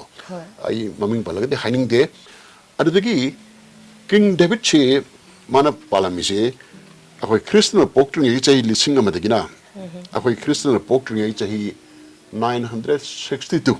haibili ma chai kunthani ban palame magi rian manung sida jiu singje adugi bad nongare chakhale makhoi gi golden period haina su khangnei adu King David che leigidro matungda magi machana pa Solomon aning thawera Solomon is history de maming chapa singmagi damukta phau adu muning thaw oirameba akhona wari taidna nupi ani na angang che mai masani unnabada mai wayen ga da khona class 5 6 tameba adu yamna asing mathabak tarame magi nupi am tirame nupi chami changa charu ki herem am lege masi explanation karin takina te my personal nate kingdom me am je tachin da hona bada magi matrimonial alliance ma chemaga adumai taw leram baneba King Solomon gi matun da sum lakpa ni thok jingje amata matik sadre Israel gi Jews ingi aroiba king je Hosea go Hosea Mark se 732 BC dagina 724 BC potong palame haibari sahi tara phadra mane ko sahi nipan muk palame makhata baning thosing di akhoi gi anakpa akan male bak singi basal ka to inte se Babylon gi makhada mung leiba Assyrian gi makhada mung leiba ada sasim to budna Jesus Christ poko matamjda Jews in Intoji, King Herod the Great Ednogoy. Adu King Herod independent king nate Roman governor pilot Kimakada man into Webne. Adaitana Jews in G Masaki independent in Toji later. Later with the gay. What is his hand on the Sanjalaganda? Hojiki Palestine every lumji, Jay Lissing Kayadagi, Jesus Christ poking it again. Culture kaya adagi dharma kaya adagi tongan loan ngang bazati me amgi cross road ne mayam na hanari ba Africa dagi miwe be hor pare hai jai milan kaya ronga adagi Asia to na moina sandor pase Suez Canal tawdri da asigi aku ba matek se akogi Levantine corridor en khangne Levantine corridor he jiga hojik dari ba Palestine hojik Israel en khangne jiga amatne ko aduga asigi nongpolom de desert amadi mountain khakta leigramnina mi taba ising phangja asigi akhoba lamate sebna asida yam phawre chakibne phawre chakibisida peacefully chakibiyawe lamdu ubada moi sida mullaga khoi leina sidan khanbe yawe mit karamakpa thaina ge matam ni UN ro le pate le go nation dai pate ko khara sonu urdi lai base mi amani la pana te adai khunda ba chat singi maching ya na army mi ge type de chatne aduna asigi jaga je crossroad oi basna akhoi originally khundari ba jiu singsi marai pyam thi la nyam toy nang ba amana muk joy terapan amana muk joy terapan amana muk joy terapan amurum na kana bana mayam dugi experience moi culture de lehobni na moi ji yamna asing ba jati de su oire moi kena se khoi phatta ba kodimaki afaba effects leiba ko asumai to na what is this samjala da sar lang samjala kanda Jesus Christ who Jews machani mana dharma chalami ba dharma so ngasi Jews chale ba dharma sini ado mana Christianity hagdo aga akhoi mana pang tinga sigiba amadi mana pang tingmadagi loktharaga phumgiba adagi hawalaga hingna chakki hari area se Jerusalem da sigiso khwaigi sengba church ama leibi Church of Holy Sepulchre hai ko adik leibi yam chawna masi Christian singi de khwaigi sengba mafam mai do oireba sigi mamangda Jew singi makoi chaliba akhoi Judaism gi khwaigi sengba area akhoi Holy Mount have a haibani. I do what I don't knock na labor. Jerusalem with that. I do give Matung the Kamai together. 20 August 636 AD. Islam Dharma Jepo over Matunda, Ahoy Turkey, Ottoman Empire, Mogi Saktisna, Arab Mayang Loinana, Jerusalem, the Palestine, Landare. Landara Patiki, when Jerusalem looks in there. The whole Palestine 640 them Kudum Chaleb. Kudum Chalbaka Makojo Kamai together. Bayam I'm gonna get a river. Masjid al Aqsa is there. Masi Sarem. Yamnanga. Holy place homes Yam Nanga Katiko, Jerusalem Nagatane. Masjid al Aqsa is there. A Muslim singing I'm such in a holy way. Moyi worry Matumina, Prophet Muhammad Makadegi, Ahing Masapan ba sangolo no poraga hojiki Jerusalem gi kenosi Masjid al-Aqsa sida prayer ma haira ba matung da ma mayam lai koram kulura kanda ma je haira masapan ba sangolo to ga saraga da sarki bai wari ma su yauri ba jumra lam ba de ba khangde adu chu dharma gi fet ta thajana bani na haira ba jaga sida world gi major hongi holy site yam nang na kriki inner lady adu de aham bada Judaism gi temple je lai re Judaism gi holy site am lei Hojiksu Makogi Western Wall, I say, Welling Wall, Jani, the other my cup of a tiny in Jangaga, Makogi Nunga to the Crackta, a whole character. He showed the city, was say, at the Namsala Yawena, at the cities, Namsana never. World Hojikse, a Hogi city with a post office, a God, he showed the address to was Israel gave post office address to God with Lowy, the city. At the Hojiki Western Wall, I see another Namsan Bio, Yam Chow Wall. Nung sal boy London wina salam ra keno khangdre ko habiro adu di aham dalai je Judaism gi temple lai re adu ga hojiki wal wajana habi badu lai re alai ko adu tuna moi holy land ni sun lejere na ko adu ga ai mam do ko re moi gi mount of keno na yang holy jaga am se lebine moi gi adu gi Jew singi hagadra Judaism gi kwari holy place e koi temple mount tharis lebo adu so dai nak na chakung nu leire ko adu de ojana habiri je aham bada Judaism gi oina the temple mount se mafam jida lai re Western Wall ju le Western Wall ju lai re adu dagi Christianity amu poklak padagi mafam du da church achauba holiest church Christianity Church of Sepulchre hai Church of Sepulchre je lae adu gi matung da amu Muslim dharma je Islam dharma se lak padagi Masjid al-Aqsa ji mu mafam jida lai re adu de ojana habi ningi je aham bada lai ba ji Judaism gi khoi temple lai ba je sin ihan hali han habi ning wane ba ju sin hali sin Jerusalem ji da to pana kona changpa masida kuna han ba kon ba gi wafam sida kana aseng ba yellow mino kana khoi Manipur to nori ba context se masi khoi gi Jews amadi Palestinian singi context ta kamai to decide to go dri no jinga mo dri ne aduna ne sai mahavar gi wari man leadi do kana na asum no kana aseng no kana am tana just the way yaro the situation am ka develop to re ko adigi Palestine ji Muslim na occupy to matam da Muslim sing bi makhoi gi makhad lai ba subjection praja sing loina Muslim on top ninge masi India da su ure masi kun de ure aduna makhoi na Islam dharma sina khwari asum dharma ni khanmani na Jews jauna loina on top ke to gi pressure pirapasta Jews sing su makhoi dharma Judaism se yamena seng bani yamena superior oi bani Old Testament je moidi horini Christianity se moidi horini Abrahamic ki na da han dharma sing manung da Judaism je oeba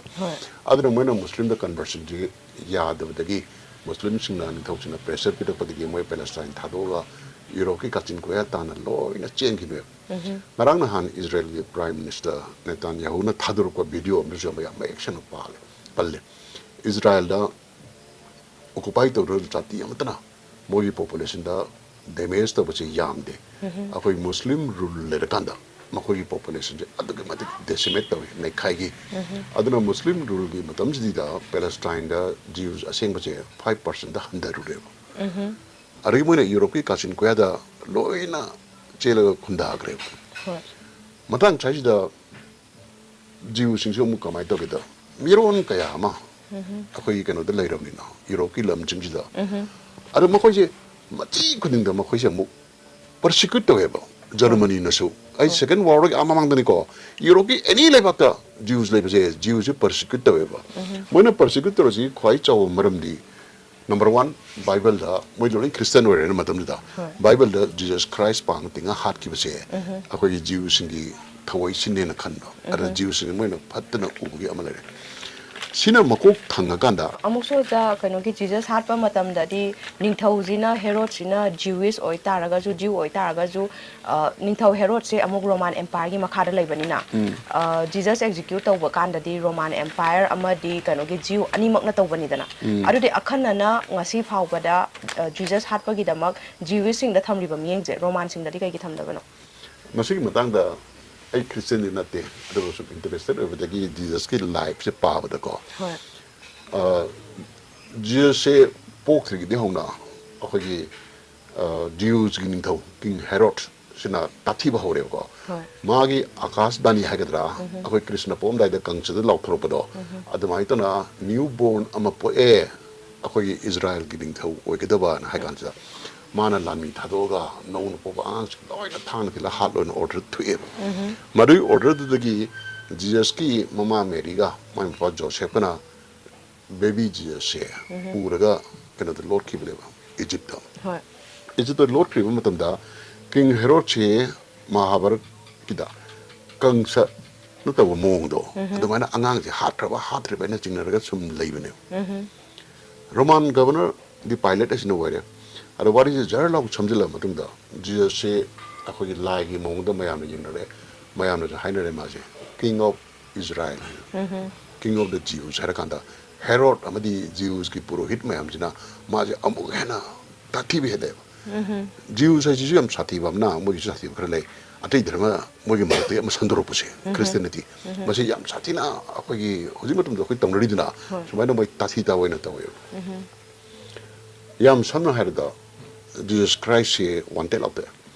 wanted la to da mag apostle 13 le ahum suba Judaism amaram de Jews have ne ko Judaism ma wo betray to re Roman sipai sing mamang da mana Jesus kiss to identify to wena mana kiss to kanda Jesus Christ have do ya suai do mane khango ha phara kanda ma se Roman governor Pilate che sigi nupi sina Jesus Christ se lai wena ui ko magi influence lagi Roman ki governor Pilate china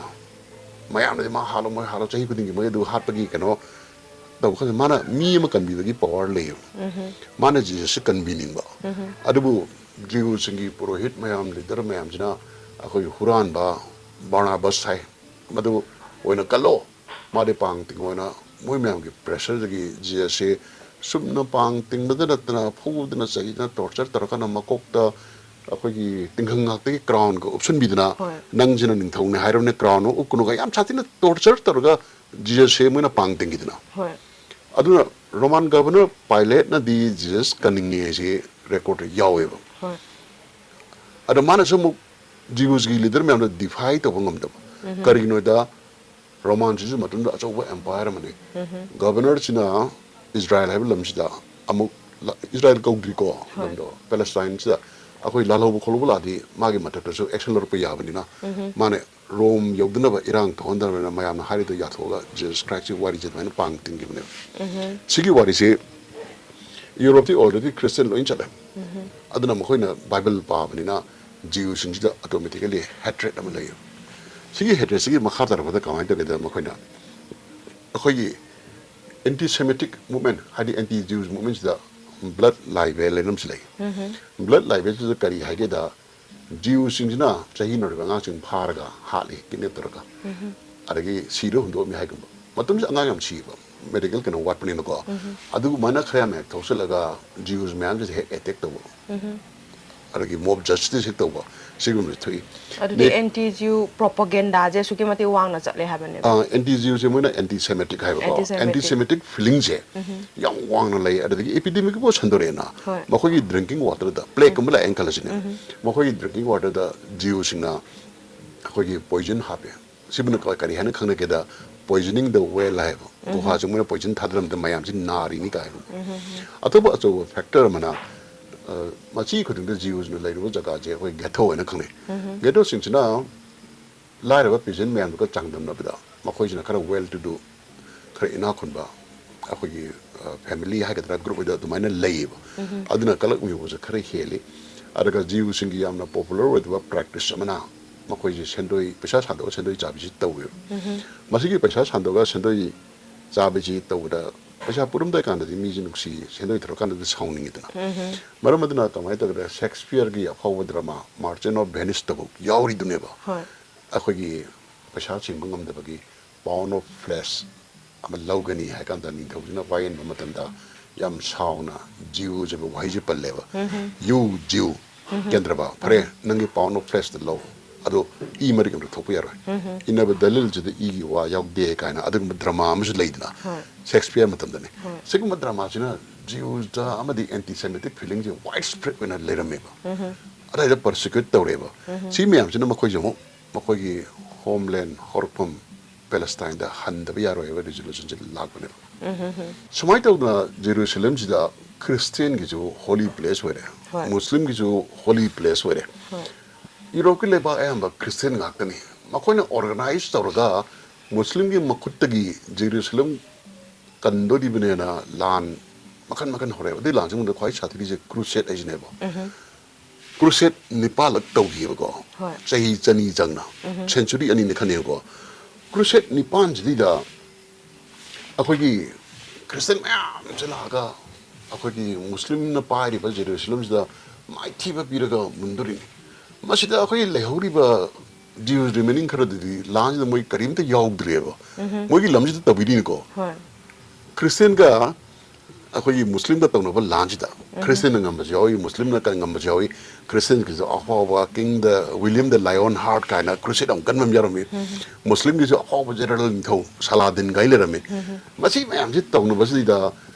akoi gi Western Europe ta gi lami o je am khomane ba crusade ki che si lami je khomaga lami wena si the million dark sui kaya ngado matam du ki population da hari ba lebak sin ji apunba population je 60 to 70 million neba dharma gi lan na crusade ni mo yo holy place kanna bane chat pe matanda million dark 10% si ri asana muslim jo bari da si ba ada lan jal da ji sin jo akogi ujar sa ta neba aduna kanu dagi Palestine dagi Jews we am totally displaced of river minuscule minority lemorje sida khoi crusade to yam chawa contribution mi yawe mafam di te irang adum lai rabani na Palestine da leba khoi yellow mi Jews ji marai si yeng ko adai moi mu halak pe wari da mu mathang dai dau chike Muslim na conquer je 640 dani na adagi hojik le river Palestine je lam gi maming ne ba jati natraga dharma natraga race magi maming na tib akoi Israel gi ahamba prime minister akoi David Ben Gurion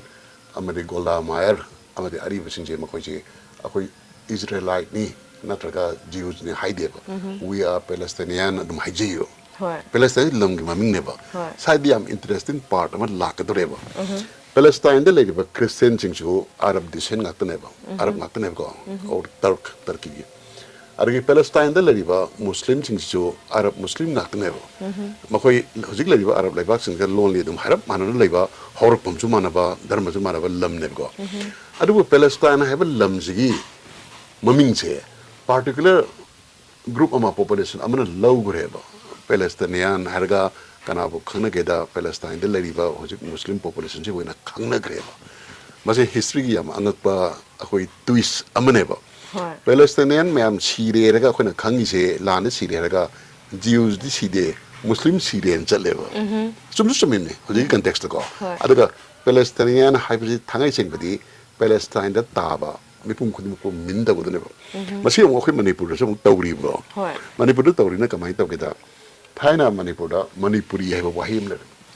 Manipuri wahi sina minda ri technically jati khudimuk taw ko ni adu Manipuri dance harga Maitai da bukhne adagi Manipuri martial art aga Maitai da bukhne Manipuri equal to Maitai na lairam base technically Manipuri harga angkhulju kokiju loinu oigedam na mapanda lari tamas sali kamun so Delhi Manipur Student Association Maitai ngak kita web one of the ati jati Muslim muslim jaw adagi Bangalore student adu Manipuri happen kanda Maitai ngak oina tormeba hojik se kamai ta da matungina Manipuri haibajina akhoi Maitai ngak ta oirambado hojik Kuki ka naga sorry Maitai conflict ta baso akhoi Maitai Kuki na chatkhre akhoi majority ro Maitai sina koi Manipuri haije sina gidre ko masida khudong thibam leyo matam khari mamangda ana video ong khak yengi masigi video se kari magi heading ka hayamida who is the real Manipuri the Maitais or Kukis na question hange ba hai sidi bawo mun ne khan ba hogre ba akhoi na Manipuri haibase thado ga Maitai natraga kangai cha na tawru busina lam sidi Manipur hain kauri Manipur ki original mission sidi Manipuri haina khang na dorim ne ar Kuki sidi Manipuri ne haiba ya ba ki kudong thibam la e jai pakhale ba pakha ya ga da bu te ar bu sigi thawong che Palestine da hojik akhoi ki native sing sina Palestine ne win to ba adagi Israel li diu sing sina anogula ga mi lam mulla ba na thopa ki narrative ama ure history to see ko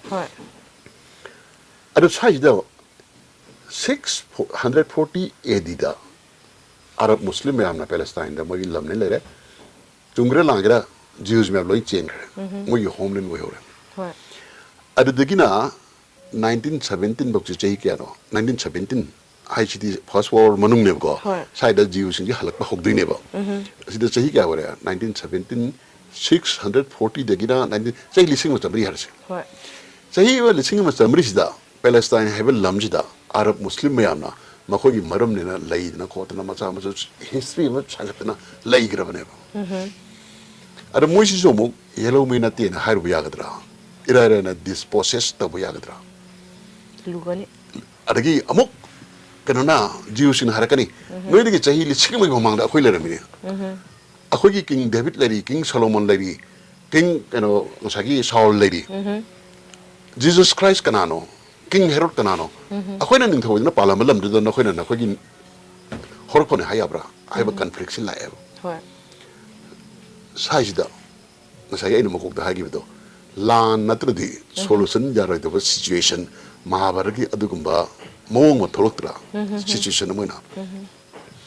adagi Europe ki lewak mayam sida ai se makha chadra ki ko Europe ki lewak mayam sida jiu singje nungai na pasana sa pai dina leram do akhoi gi maram ka dagi mamang na panjagi ba adagi propaganda mayam na moise persecutor bagi khwai sathi ba matam je Hitler na second world war da jiu singje final solution na taroga moi milan taru hatoki ba holocaust ni khane holocaust ki survivor mam jijo moi je hingu singje wani hingai khang ma ngam na moi se akhoi gi moi homeland Israel dana loina lakshan mane adigi mamang da wari matek am le akhoi Austria da leiba Jews macha intellectually mai maming che akhoi gi Theodore Herzl hai ko mana larik mo puthore ba ire ko magi larik si karin na kanda Europe ta leiba machi mis da Jews mayam che akhoi history da samain displaced tarpani akhoi je isor gi chosen one mitoi mi han bane maram na akhoi on state ama leitragadi madon mo Israel hanjan mai wa tawdi on state ma leitragadi akhoi je chokot pa yar roi world mi mana banga maroi ba theory ma mana sagale sing theory je jiu sing mar da adagi mate popular oire e aroi bada makhoi je Israel la han baina warek na le sumai tawdna akhoi political movement ama akhoi world gi Jews me amje Israel ba lamje leraga akhoi Jew singi state ba link ka dani have a movement je machi mayam na Zionism mai na khangne Zionism je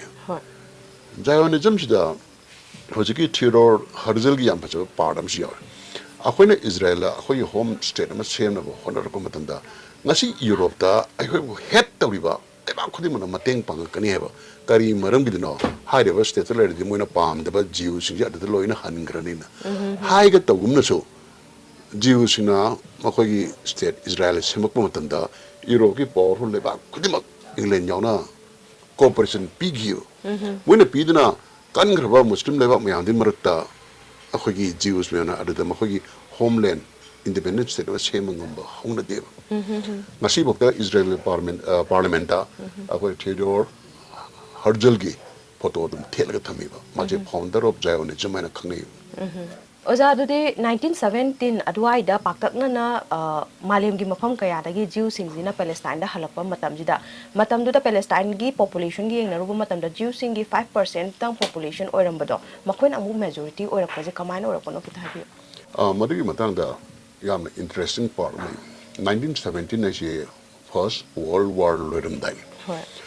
ꯑꯗ ꯃꯨꯁꯂꯤꯝꯁꯤꯡꯅ ꯌꯥꯝꯅ ꯑꯩꯈꯣꯏ ꯍꯥꯏꯅ ꯍꯨꯝꯅ ꯐꯖꯅ ꯈꯨꯗꯨꯝ ꯆꯠꯂꯒ ꯂꯩꯔꯝꯃꯤꯁꯦ ꯑꯣꯇꯣꯃꯥꯟ empire ꯂꯩꯕꯅꯅꯦꯕ first world ꯋꯥꯔꯁꯦ ꯑꯦꯂꯥꯏꯠ force ꯀ Germany ꯑꯃꯗꯤ ꯑꯣꯇꯣꯃꯥꯟ ꯑꯦꯝꯄꯥꯌꯔꯁꯤꯅ ꯁꯥꯏꯠ ꯑꯃꯗ ꯂꯩꯔꯒ ꯂꯥꯟ ꯊꯦꯡꯅꯕꯅꯦꯕ 1917 ꯁ꯭ꯋꯥꯏꯗ ꯑꯩꯈꯣꯏꯒꯤ ꯖꯔꯃꯟ ꯑꯃꯗꯤ ꯃꯥꯒꯤ ꯑꯦꯂꯥꯏ ꯑꯣꯇꯣꯃꯥꯟ ꯑꯦꯝꯄꯥꯌꯔꯁꯦ ꯃꯥꯏꯊꯤꯕ ꯍꯧꯔꯛꯑꯦꯕ ꯃꯥꯏꯊꯤꯔꯛꯀꯗꯧꯔꯤꯁꯦ ꯖꯤꯎꯁꯤꯡꯁꯤꯅ ꯎꯔꯦꯕ ꯃꯣꯏꯁꯤ ꯌꯨꯔꯣꯞꯇ ꯂꯩꯔꯤꯕ ꯂꯥꯟꯗ ꯃꯃꯥꯡꯗ ꯊꯣꯛꯏꯅꯤꯅꯀꯣ ꯑꯗꯨꯗꯒꯤ ꯉꯁꯥꯏꯒꯤ ꯊꯤꯌꯣꯗꯣꯔ ꯍꯔꯖꯜꯅ ꯄꯨꯊꯣꯛꯑꯝꯕ ꯊꯤꯑꯣꯔꯤꯗꯨꯒꯤ ꯃꯇꯨꯡ ꯏꯟꯅ ꯑꯩꯈꯣꯏꯁꯦ ꯑꯩꯈꯣꯏ ꯏꯔꯝꯗ ꯍꯟꯗ꯭ꯔꯒꯗꯤ ꯆꯥꯎꯈꯠꯄ ꯌꯥꯔꯔꯣꯏꯅ ꯂꯥꯔꯖ ꯁ꯭ꯀꯦꯜꯗ ꯃꯣꯏꯁꯦ ꯍꯜꯂꯛꯄ ꯍꯧꯕꯅꯦꯕ ꯑꯍꯥꯟꯕ ꯍꯜꯂꯛꯄ ꯀꯥꯟꯗꯗꯤ ꯃꯣꯏꯁꯦ ꯌꯨꯔꯣꯞꯇ ꯂꯩꯕ ꯖꯤꯎꯁ ꯃꯌꯥꯝꯅ ꯃꯇꯝꯗꯨꯗ ꯃꯣꯏ ꯕꯦꯡ ꯀꯔꯤ ꯀꯔꯥ ꯑꯩꯈꯣꯏꯒꯤ ꯌꯥꯝ ꯂꯩꯔꯦ ꯃꯣꯏ ꯃꯈꯨꯠꯇꯀꯣ ꯃꯣꯏꯅ ꯐꯥꯏꯅꯥꯟꯁ ꯇꯧꯔꯒ ꯄꯦꯂꯦꯁꯇꯥꯏꯟ ꯍꯥꯏꯕ ꯂꯝꯁꯤꯗ ꯑꯥꯗ ꯈꯨꯟꯗꯥꯔꯝꯃꯤꯕꯁꯤꯡꯗꯤ ꯂꯝꯁꯦ ꯄꯪꯂꯩꯗ ꯂꯩꯁꯟꯕꯅꯦꯕ ꯑꯍꯥꯟꯕ ꯈꯣꯡꯅꯦꯠꯐꯝ ꯑꯃ ꯑꯣꯏꯅꯕ ꯍꯥꯏꯅ ꯁꯨꯃꯥꯏꯅ ꯄꯪꯂꯩꯗ ꯂꯩꯁꯟꯕꯁꯤꯗ ꯃꯣꯏꯒꯤ ꯄꯣꯄꯨꯂꯦꯁꯟ ꯑꯃꯗꯤ ꯁꯦꯇꯜꯃꯦꯟꯁꯦ ꯈꯔ ꯆꯥꯎꯊꯣꯔꯛꯑꯦ ꯑꯗꯩ ꯁꯨꯝ ꯂꯝꯁꯦ ꯂꯩꯁꯜꯂꯛꯄꯗꯒꯤ ꯐꯥꯏꯅꯥꯟꯁꯇꯤ ꯃꯣꯏꯗ ꯋꯥꯠꯇꯦꯕ ꯂꯝꯁꯦ ꯂꯩꯁꯜꯂꯛꯄꯗꯒꯤ ꯄꯦꯂꯦꯁꯇꯥꯏꯟꯁꯤꯡꯁꯦ ꯄꯥꯈꯠꯄ ꯍꯧꯔꯛꯑꯦꯕ ꯑꯗꯨꯅ ꯃꯣꯏ ꯃꯁꯦꯟ ꯃꯔꯛꯇ ꯑꯩꯈꯣꯏꯒꯤ ꯄꯦꯂꯦꯁꯇꯥꯏꯟ ꯃꯨꯁꯂꯤꯝꯁꯤꯡꯁꯤꯅ ꯖꯤꯎꯁꯗ ꯂꯝ ꯌꯣꯟꯕ ꯌꯥꯔꯣꯏ ꯀꯥꯏꯅ ꯇꯧꯕ ꯃꯨꯞꯃꯦꯟ ꯑꯃꯁꯨ ꯆꯠꯊꯈꯤꯑꯕ ꯃꯇꯥꯡꯁꯤꯗ ꯏꯖꯔꯦꯜꯒꯤ ꯌꯥꯝ ꯁꯤꯡꯕ ꯑꯃꯅ ꯃꯈꯣꯏꯒꯤ ꯃꯤꯂꯤꯁꯤꯌꯥ ꯌꯥꯝꯅ ꯑꯣꯔꯒꯅꯥꯏꯖ ꯇꯧꯕ ꯃꯤꯂꯤꯇꯔꯤ ꯐꯣꯔꯁ ꯍꯥꯏꯇꯥꯔꯦ ꯃꯁꯤ ꯌꯥꯝ ꯇꯨꯃꯤꯟꯅ ꯖꯔ ꯖꯔ ꯖꯔ ꯂꯤꯡꯈꯠꯂꯦꯕ ꯃꯁꯤ ꯃꯃꯤꯡ ꯍꯒꯅꯥ ꯀꯧꯋꯦ ꯑꯗ ꯍꯒꯅꯥꯒꯤ ꯂꯤꯗꯔꯁꯤꯅ ꯑꯐꯥꯎꯕ ꯑꯍꯥꯟꯕ ꯄ꯭ꯔꯥꯏꯝ ꯃꯤꯅꯤꯁꯇꯔ ꯍꯥꯏꯕ ꯗꯦꯕꯤꯠ ꯕꯦꯟ ꯒꯨꯔꯤꯌꯣꯟ ꯍꯥꯏꯅ ꯄꯣꯂꯦꯟꯗꯒꯤ ꯂꯥꯛꯄ ꯖꯤꯎꯁ ꯃꯆꯥꯅꯦꯕ ꯃꯥꯅ ꯀꯃꯥꯟ ꯇꯧꯔꯒ ꯃꯇꯤꯛ ꯌꯥꯝ ꯆꯥꯕꯤꯅꯤ ꯃꯥꯅ ꯍꯒꯅꯥ ꯍꯥꯏꯕ ꯖꯤꯎꯁꯤꯡꯒꯤ ꯃꯤꯂꯤꯁꯤꯌꯥꯁꯦ ꯂꯤꯡꯈꯠꯂꯒ ꯃꯄꯥꯡꯒꯜ ꯀꯟꯕ ꯌꯥꯕ ꯀꯜꯍꯜꯂꯦꯕ ꯑꯗꯨꯒꯤ ꯐꯥꯔꯁ ꯋꯥꯔꯜ ꯋꯥꯔ ꯂꯣꯏꯔꯦ ꯐꯥꯔꯁ ꯋꯥꯔꯜ ꯂꯣꯏꯔꯀꯥꯟꯗ ꯂꯦꯝꯍꯧꯔꯤꯕ ꯁꯨꯄꯔ ꯄꯋꯥꯔ ꯏꯪꯂꯦꯟ ꯑꯃꯦꯔꯤꯀꯥꯒꯗꯤ ꯁꯨꯄꯔ ꯄꯋꯥꯔ ꯑꯣꯏꯗ꯭ꯔꯤꯕꯀꯣ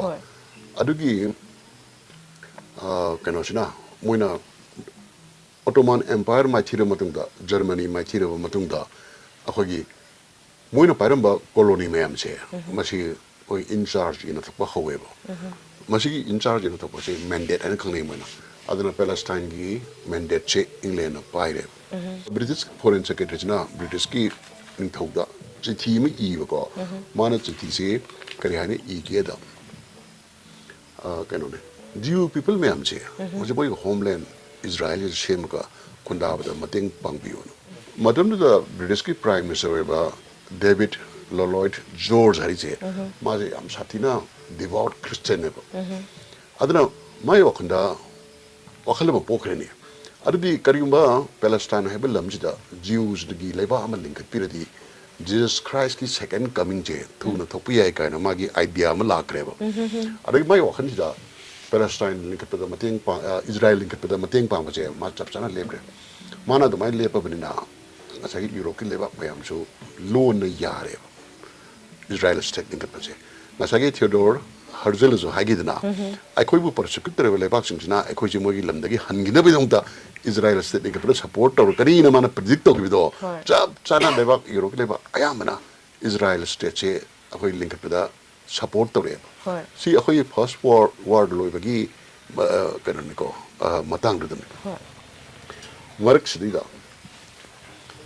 ꯖꯤꯎꯁ ꯃꯁꯤꯡ ꯌꯥꯝꯈꯠꯂꯛꯑꯦ ꯃꯣꯏꯁꯦ 30% ꯌꯧꯔꯛꯑꯦ ꯄꯣꯄꯨꯂꯦꯁꯟꯁꯦ 30% ꯌꯧꯔꯛꯄ ꯁ꯭ꯋꯥꯏꯗ ꯄꯦꯂꯦꯁꯇꯥꯏꯟꯁꯤꯡꯁꯤꯅ ꯃꯨꯁꯂꯤꯝꯁꯤꯡꯁꯤꯅ ꯃꯣꯏꯅ 70%ꯅꯤ ꯂꯤꯛ of nation first world war ꯃꯇꯨꯡꯗ ꯂꯤꯡꯈꯠꯄꯅꯤ ꯃꯈꯣꯏꯅ ꯑꯆꯨꯝꯕ ꯕꯤꯆꯥꯔ ꯇꯧꯕꯤꯔꯛꯀꯅꯤ ꯑꯩꯈꯣꯏꯅ ꯃꯦꯖꯣꯔꯤꯇꯤꯅꯤꯅ ꯁꯤ ꯂꯝꯁꯦ ꯑꯩꯈꯣꯏꯒꯤ ꯑꯣꯏꯅ ꯂꯩꯅꯤꯅ ꯈꯣꯡꯒ꯭ꯔꯥꯏ ꯅꯤꯛꯇꯨꯅ ꯂꯩꯊꯣꯛꯎ ꯁꯤ ꯍꯧꯖꯤꯛ ꯑꯩꯈꯣꯏ ꯃꯩꯇꯩꯗꯁꯨ ꯑꯦꯄ꯭ꯂꯤꯀꯦꯕꯜ ꯑꯣꯏꯀꯣ ꯑꯩꯈꯣꯏꯅ ꯃꯦꯖꯣꯔꯤꯇꯤꯅꯤꯅ ꯋꯦꯔꯦꯁ ꯑꯁꯣꯝꯗ ꯑꯩꯈꯣꯏꯒꯤ ꯖꯤꯌꯨꯁꯤꯡꯁꯤꯅ ꯃꯈꯣꯏꯗ ꯍꯒꯥꯅꯥ ꯍꯥꯏꯅ ꯌꯥꯝ ꯄꯥꯋꯔꯐꯨꯜ ꯃꯤꯂꯤꯇꯔꯤ ꯑꯣꯔꯒꯅꯥꯏꯖꯦꯁꯟ ꯑꯃ ꯂꯤꯡꯈꯠꯈ꯭ꯔꯦꯕ ꯂꯤꯡꯈꯠꯈꯤꯕꯗꯒꯤ ꯂꯝꯁꯤ ꯁꯨꯝ ꯏꯟꯅꯔꯛꯄ ꯃꯇꯝꯗ ꯕ꯭ꯔꯤꯇꯦꯟꯅ ꯄꯦꯂꯦꯁꯇꯥꯏꯟꯁꯦ ꯃꯥꯒꯤ ꯃꯦꯟꯗꯦꯠꯅꯤ ꯃꯥꯏ ꯃꯈꯥ ꯂꯩꯕꯅꯤ ꯃꯥꯅ ꯂꯥꯏꯟ ꯑꯃ ꯆꯤꯡꯅ ꯗꯤꯚꯥꯏꯠ ꯇꯧꯋꯦ ꯁꯤꯅ ꯖꯨꯋꯤꯁ ꯁꯦꯛꯁꯟꯅꯤ ꯁꯤꯅ ꯑꯩꯈꯣꯏꯒꯤ ꯄꯦꯂꯦꯁꯇꯥꯏꯟ ꯁꯦꯛꯁꯟꯅꯤ ꯃꯁꯤ ꯃꯥꯅꯁꯦ ꯏꯟꯗꯤꯌꯥꯗ ꯇꯧꯔꯝꯃꯤꯅ ꯃꯦꯛꯃꯣꯍꯟ ꯂꯥꯏꯟ ꯀꯥꯏꯅ ꯄꯥꯔꯇꯤꯁꯟꯒꯤ ꯂꯥꯏꯟ ꯑꯃ ꯊꯣꯛꯑ ꯆꯤꯡꯁꯤꯜꯂ ꯇꯧꯕꯗ ꯇꯥꯡꯈꯣꯡ ꯆꯥꯏꯗꯅ ꯄꯥꯔꯇꯤꯁꯟꯒꯤ ꯁꯤꯟꯅꯈꯤꯕ ꯃꯌꯥꯝꯗꯨꯅꯀꯣ